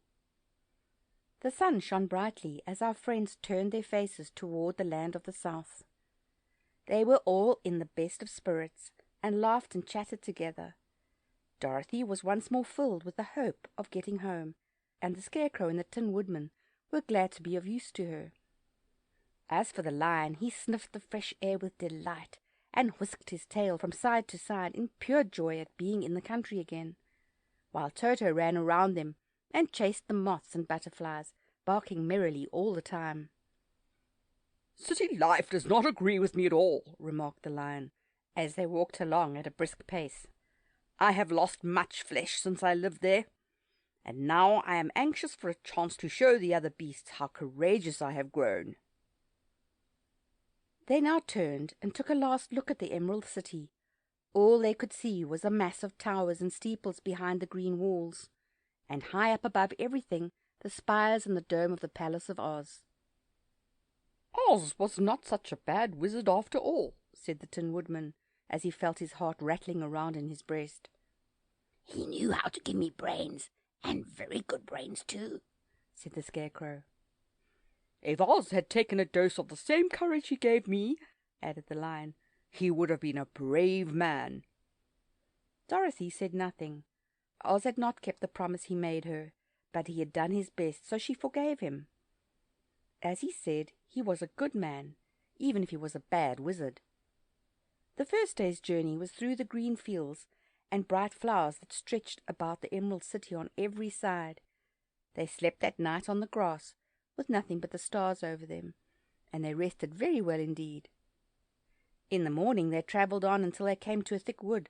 There was no way of going around it, for it seemed to extend to the right and left as far as they could see, and besides they did not dare change the direction of their journey for fear of getting lost. So they looked for a place where it would be easiest to get into the forest. The Scarecrow, who was in the lead, finally discovered a big tree with such wide spreading branches that there was room for the party to pass underneath. So he walked forward to the tree, but just as he came under the first branches, they bent down and twined around him, and the next minute he was raised from the ground and flung headlong among his fellow travellers. This did not hurt the Scarecrow, but it surprised him, and he looked rather dizzy when Dorothy picked him up. "Here is another space between the trees," called the Lion. "Let me try it first," said the Scarecrow, "for it doesn't hurt me to get thrown about." He walked up to another tree as he spoke, but its branches immediately seized him and tossed him back again. "This is strange," exclaimed Dorothy. "What shall we do?" "The trees seem to have made up their minds to fight us and stop our journey," remarked the Lion.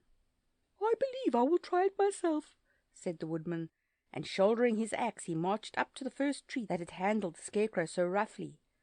When a big branch bent down to seize him, the Woodman chopped at it so fiercely that he cut it in two. At once the tree began shaking all its branches as if in pain, and the Tin Woodman passed safely under it. "Come on," he shouted to the others. "Be quick!" They all ran forward and passed under the tree without injury, except Toto, who was caught by a small branch and shaken until he howled. But the Woodman promptly chopped off the branch and set the little dog free. The other trees of the forest did nothing to keep them back, so they made up their minds that only the first row of trees could bend down their branches, and that probably these were the policemen of the forest, and given this wonderful power in order to keep strangers out of it. The four travellers walked with ease through the trees until they came to the further edge of the wood. Then, to their surprise, they found before them a high wall, which seemed to be made of white china. It was smooth like the surface of a dish, and higher than their heads. "What shall we do now?" asked Dorothy. "I will make a ladder," said the Tin Woodman, "for we certainly must climb over the wall." While the Woodman was making a ladder from wood which he found in the forest, Dorothy lay down and slept, for she was tired by the long walk. The Lion also curled himself up to sleep, and Toto lay beside him. The Scarecrow watched the Woodman while he worked, and said to him, "I cannot think why this wall is here, nor what it is made of." "Rest your brains and do not worry about the wall," replied the Woodman. "When we have climbed over it, we shall know what is on the other side." After a time the ladder was finished. It looked clumsy, but the Tin Woodman was sure it was strong and would answer their purpose. The Scarecrow waked Dorothy and the Lion and Toto, and told them that the ladder was ready. The Scarecrow climbed up the ladder first, but he was so awkward that Dorothy had to follow close behind and keep him from falling off. When he got his head over the top of the wall, the Scarecrow said, "Oh, my!" "Go on," exclaimed Dorothy. So the Scarecrow climbed further up and sat down on top of the wall, and Dorothy put her head over and cried, "Oh, my!" just as the Scarecrow had done. Then Toto came up and immediately began to bark, but Dorothy made him be still. The Lion climbed the ladder next, and the Tin Woodman came last, but both of them cried, "Oh, my!" as soon as they looked over the wall. When they were all sitting in a row on the top of the wall, they looked down and saw a strange sight. Before them was a great stretch of country, having a floor as smooth and shining and white as the bottom of a big platter. Scattered around were many houses, made entirely of china and painted in the brightest colors. These houses were quite small, the biggest of them reaching only as high as Dorothy's waist. There were also pretty little barns with china fences around them, and many cows and sheep and horses and pigs and chickens, all made of china, were standing about in groups. But the strangest of all were the people who lived in this queer country. There were milkmaids and shepherdesses, with bright-coloured bodices and golden spots all over their gowns. The princesses with most gorgeous frocks of silver and gold and purple, and shepherds dressed in knee-breeches with pink and yellow and blue stripes down them, and golden buckles on their shoes, and princes with jewelled crowns upon their heads, wearing ermine robes and satin doublets, and funny clowns in ruffled gowns, with round red spots upon their cheeks, and tall pointed caps. And strangest of all, these people were all made of china, even to their clothes, and were so small that the tallest of them was no higher than Dorothy's knee. No one did so much as look at the travellers at first, except one little purple china dog with an extra large head, which came to the wall and barked at them in a tiny voice, afterwards running away again. "How shall we get down?" asked Dorothy. They found the ladder so heavy they could not pull it up, so the Scarecrow fell off the wall, and the others jumped down upon him so that the hard floor would not hurt their feet. Of course they took pains not to light on his head and get the pins in their feet. When all was safely down, they picked up the Scarecrow, whose body was quite flattened out, and patted his straw into shape again. "We must cross this strange place in order to get to the other side," said Dorothy, "for it would be unwise for us to go any other way except due south." They began walking through the country of the China people, and the first thing they came to was a China milkmaid milking a China cow. As they drew near, the cow suddenly gave a kick and kicked over the stool, the pail, and even the milkmaid herself, all falling on the china ground with a great clatter. Dorothy was shocked to see that the cow had broken her leg short off, and that the pail was lying in several small pieces, while the poor milkmaid had a nick in her left elbow. "There!" cried the milkmaid angrily. "See what you have done! My cow has broken her leg, and I must take her to the mender's shop and have it glued on again. What do you mean by coming here and frightening my cow?" "I'm very sorry," returned Dorothy. "Please forgive us." But the pretty milkmaid was much too vexed to make any answer.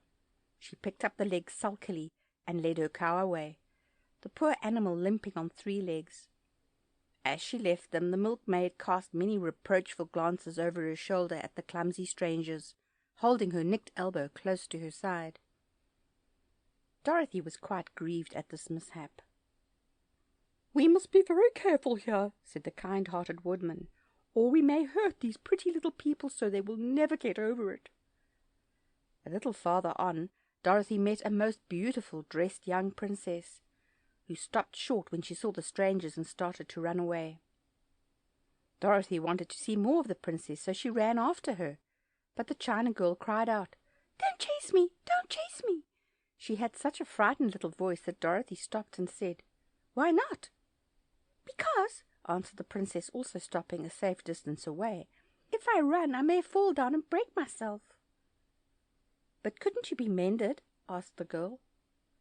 "Oh yes, but one is never so pretty after being mended, you know," replied the princess.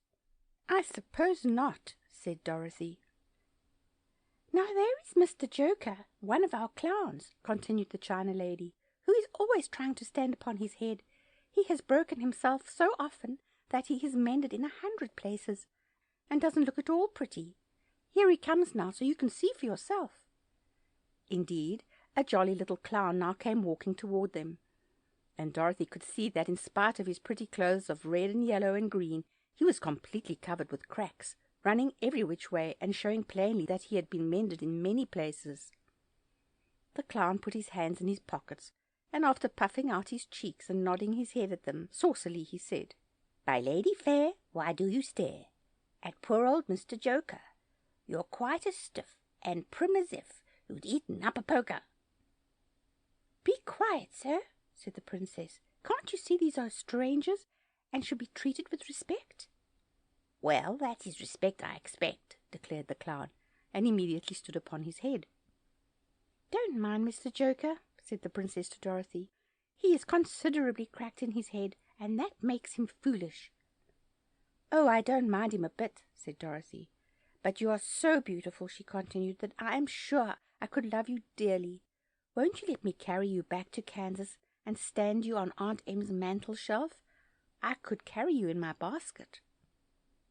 "That would make me very unhappy," answered the China Princess. "You see, here in our own country we live contentedly, and can talk and move around as we please. But whenever any of us are taken away, our joints at once stiffen, and we can only stand straight and look pretty.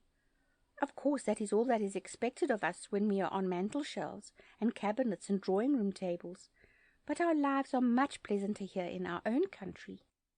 "I would not make you unhappy for all the world," exclaimed Dorothy, "so I'll just say good-bye." "Goodbye," replied the princess. They walked carefully through the China country. The little animals and all the people scampered out of their way, fearing the strangers would break them, and after an hour or so the travellers reached the other side of the country and came to another China wall. It was not as high as the first, however, and by standing upon the lion's back they all managed to scramble to the top. Then the lion gathered his legs under him and jumped on the wall, but just as he jumped he upset a china church with his tail and smashed it all to pieces. "That was too bad," said Dorothy, "but really I think we are lucky in not doing these little people more harm than breaking a cow's leg and a church. They are all so brittle." "They are indeed," said the Scarecrow, "and I'm thankful I am made of straw and cannot be easily damaged. There are worse things in the world than being a scarecrow." After climbing down from the China wall, the travellers found themselves in a disagreeable country, full of bogs and marshes, and covered with tall, rank grass. It was difficult to walk far without falling into muddy holes, for the grass was so thick that it hid them from sight. However, by carefully picking their way, they got safely along until they reached solid ground. But here the country seemed wilder than ever, and after a long and tiresome walk through the underbrush, they entered another forest, where the trees were bigger and older than any they had ever seen. "This forest is perfectly delightful," declared the lion, looking around him with joy. "Never have I seen a more beautiful place." "It seems gloomy," said the Scarecrow. "Not a bit of it," answered the lion. "I should like to live here all my life. See how soft the dried leaves are under your feet, and how rich and green the moss is that clings to these old trees. Surely no wild beast could wish a pleasanter home." "Perhaps there are wild beasts in the forest now," said Dorothy. "I suppose there are," returned the lion, "but I do not see any of them about." They walked through the forest until it became too dark to go any farther. Dorothy and Toto and the lion lay down to sleep, while the woodman and the Scarecrow kept watch over them as usual. When morning came they started again. Before they had gone far they heard a low rumble, as of the growling of many wild animals. Toto whimpered a little, but none of the others was frightened, and they kept along the well-trodden path until they came to an opening in the wood, in which were gathered hundreds of beasts of every variety. There were tigers and elephants and bears and wolves and foxes and all the others in the natural history, and for a moment Dorothy was afraid. But the lion explained that the animals were holding a meeting, and he judged by their snarling and growling that they were in great trouble. As he spoke, several of the beasts caught sight of him, and at once the great assemblage hushed as if by magic. The biggest of the tigers came up to the lion and bowed, saying, "Welcome, O King of Beasts! You have come in good time to fight our enemy and bring peace to all the animals of the forest once more." "What is your trouble?" asked the lion quietly. "We are all threatened," answered the tiger, "by a fierce enemy which has lately come into this forest. It is a most tremendous monster, like a great spider, with a body as big as an elephant and legs as long as a tree trunk. It has 8 of these long legs, and as the monster crawls through the forest, he seizes an animal with a leg and drags it to his mouth, where he eats it as a spider does a fly. Not one of us is safe while this fierce creature is alive, and we had called a meeting to decide how to take care of ourselves when you came among us." The lion thought for a moment. "Are there any other lions in this forest?" he asked.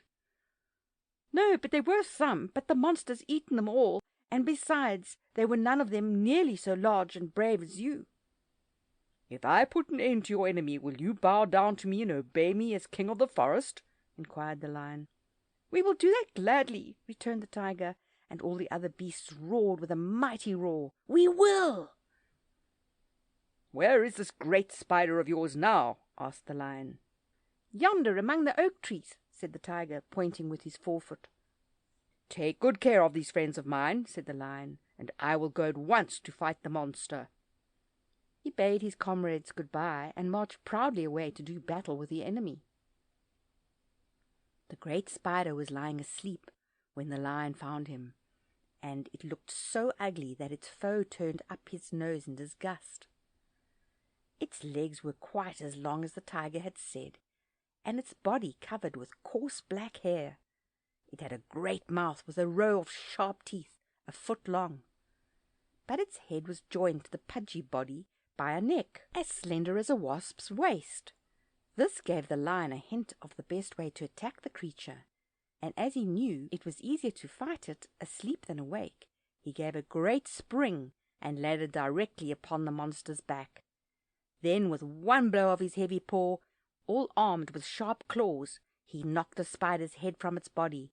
Jumping down, he watched it until the long legs stopped wiggling, when he knew it was quite dead. The lion went back to the opening where the beasts of the forest were waiting for him, and said proudly, "You need fear your enemy no longer."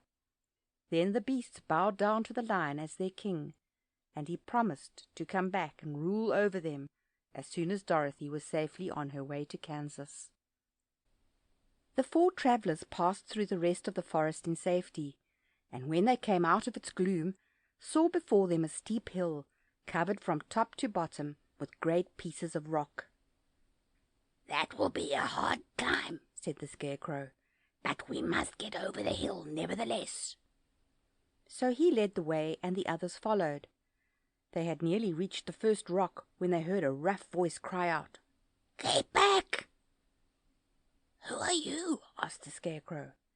Then a head showed itself over the rock, and the same voice said, "This hill belongs to us, and we don't allow anyone to cross it."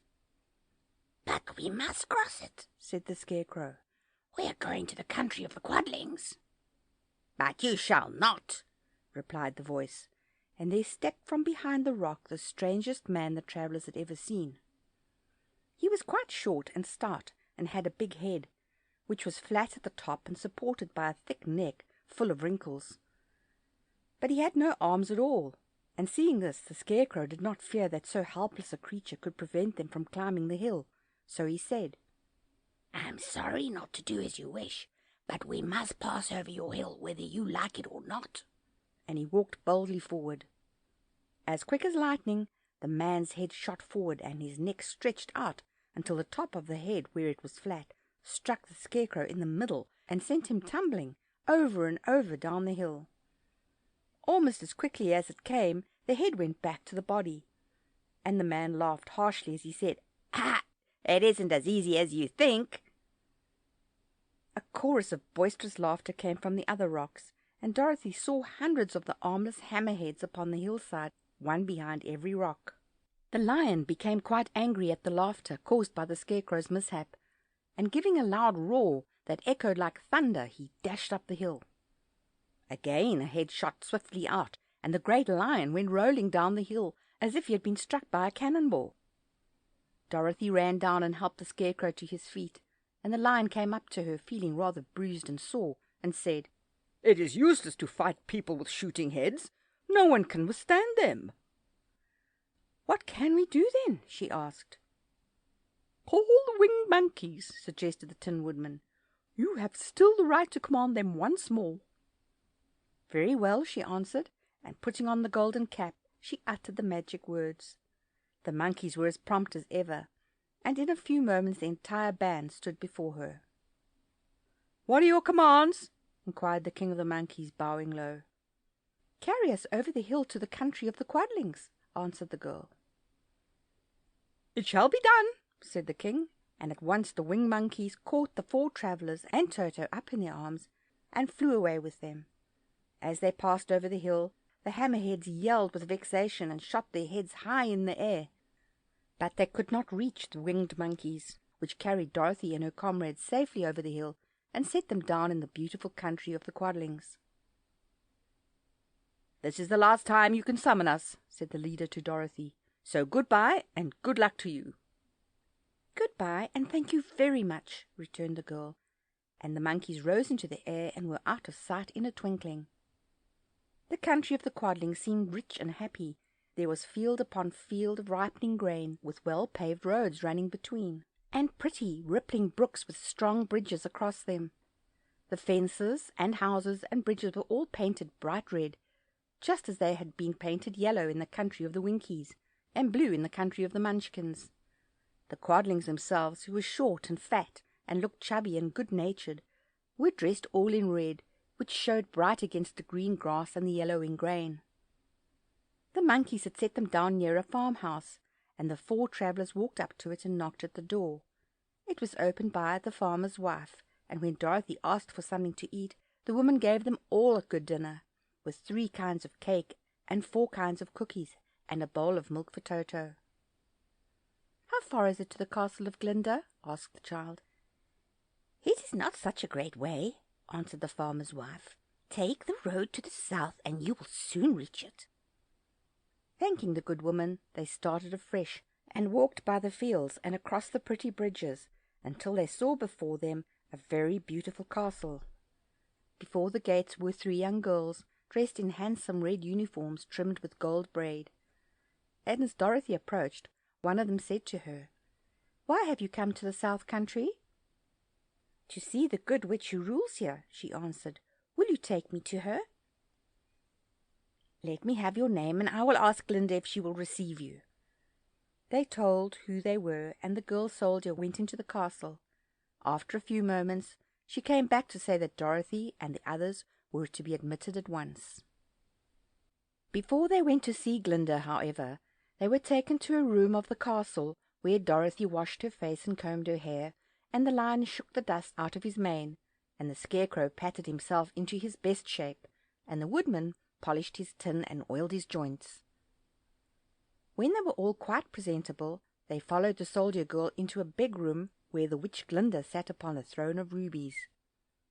She was both beautiful and young to their eyes. Her hair was a rich red in colour, and fell in flowing ringlets over her shoulders. Her dress was pure white, but her eyes were blue, and they looked kindly upon the little girl. "What can I do for you, my child?" she asked. Dorothy told the witch all her story, how the cyclone had brought her to the land of Oz, how she had found her companions, and of the wonderful adventures they had met with. "My greatest wish now," she added, "is to get back to Kansas, for Aunt Em will surely think something dreadful has happened to me, and that will make her put on mourning. And unless the crops are better this year than they were last, I am sure Uncle Henry cannot afford it." Glinda leaned forward and kissed the sweet upturned face of the loving little girl. "Bless your dear heart," she said. "I am sure I can tell you of a way to get back to Kansas." Then she added, "But if I do, you must give me the golden cap." "Willingly!" exclaimed Dorothy. "Indeed, it is of no use to me now, and when you have it, you can command the winged monkeys 3 times." "And I think I shall need their service just those 3 times," answered Glinda, smiling. Dorothy then gave her the golden cap, and the witch said to the Scarecrow, "What will you do when Dorothy has left us?" "I will return to the Emerald City," he replied. "for Oz has made me its ruler, and the people like me, The only thing that worries me is how to cross the hill of the hammerheads." "By means of the golden cap I shall command the wind monkeys to carry you to the gates of the Emerald City," said Glinda, "for it would be a shame to deprive the people of so wonderful a ruler." "Am I really wonderful?" asked the Scarecrow. "You are unusual," replied Glinda. Turning to the Tin Woodman, she asked, "What will become of you when Dorothy leaves this country?" He leaned on his axe and thought a moment. Then he said, "The Winkies were very kind to me, and wanted me to rule over them after the Wicked Witch died. I am fond of the Winkies, and if I could get back again to the country of the West, I should like nothing better than to rule over them forever." "My second command to the winged monkeys," said Glinda, "will be that they carry you safely to the land of the Winkies. Your brains may not be so large to look at those of the Scarecrow, but you are really brighter than he is, when you are well polished, and I'm sure you will rule the Winkies wisely and well." Then the witch looked at the big shaggy lion and asked, "When Dorothy has returned to her own home, what will become of you?" "Over the hill of the hammerheads," he answered, "lies a grand old forest, and all the beasts that live there have made me their king. If I could only get back to this forest, I would pass my life very happily there." "My third command to the winged monkeys," said Glinda, "shall be to carry you to your forest. Then, having used up the powers of the golden cap, I shall give it to the king of the monkeys, that he and his band may there ever after be free for evermore." The Scarecrow and the Tin Woodman and the Lion now thanked the good witch earnestly for her kindness, and Dorothy exclaimed, "You are certainly as good as you are beautiful, but you have not yet told me how to get back to Kansas." "Your silver shoes will carry you over the desert," replied Glinda. "If you had known their power, you could have gone back to your Aunt Em the very first day you came to this country." "But then I should not have had my wonderful brains," cried the Scarecrow. "I might have passed my whole life in the farmer's cornfield." "And I should not have had my lovely heart," said the Tin Woodman. "I might have stood and rusted in the forest till the end of the world." "And I should have lived a coward forever," declared the Lion, "and no beast in all the forest would have had a good word to say to me." "This is all true," said Dorothy, "and I'm glad I was of use to these good friends. But now that each of them has what he most desired, and each is happy in having a kingdom to rule beside, I think I should like to go back to Kansas." "The silver shoes," said the good witch, "have wonderful powers, and one of the most curious things about them is that they can carry you to any place in the world in 3 steps, and each step will be made in the wink of an eye. All you have to do is to knock the heels together 3 times and command the shoes to carry you wherever you wish to go." "If that is so," said the child joyfully, "I will ask them to carry me back to Kansas at once." She threw her arms around the lion's neck and kissed him, patting his big head tenderly. Then she kissed the Tin Woodman, who was weeping in a way most dangerous to his joints. But she hugged the soft, stuffed body of the Scarecrow in her arms instead of kissing his painted face, and found she was crying herself at the sorrowful parting from her loving comrades. Glinda the Good stepped down from her ruby throne to give the little girl a good-bye kiss, and Dorothy thanked her for all the kindness she had shown to her friends and herself. Dorothy now took Toto up solemnly in her arms, and having said one last good-bye, she clapped the heels of her shoes together 3 times, saying, "Take me home to Aunt Em." Instantly she was whirling through the air so swiftly that all she could see or feel was the wind whistling past her ears. The silver shoes took but 3 steps, and then she stopped so suddenly that she rolled over upon the grass several times before she knew where she was. At length, however, she sat up and looked about her. "Good gracious!" she cried, for she was sitting on the broad Kansas prairie, and just before her was the new farmhouse Uncle Henry had built after the cyclone had carried away the old one. Uncle Henry was milking the cows in the barnyard, and Toto had jumped out of her arms and was running toward the barn, barking joyously. Dorothy stood up and found she was in her stocking feet, for the silver shoes had fallen off in her flight through the air, and were lost forever in the desert. End of chapter 23. Aunt Em had just come out of the house to water the cabbages when she looked up and saw Dorothy running toward her. "My darling child," she cried, folding the little girl in her arms and covering her face with kisses. "Where in the world did you come from?" "From the land of Oz," said Dorothy gravely. "And here is Toto too. And oh, Aunt Em, I'm so glad to be at home again." End of The Wonderful Wizard of Oz by L. Frank Baum.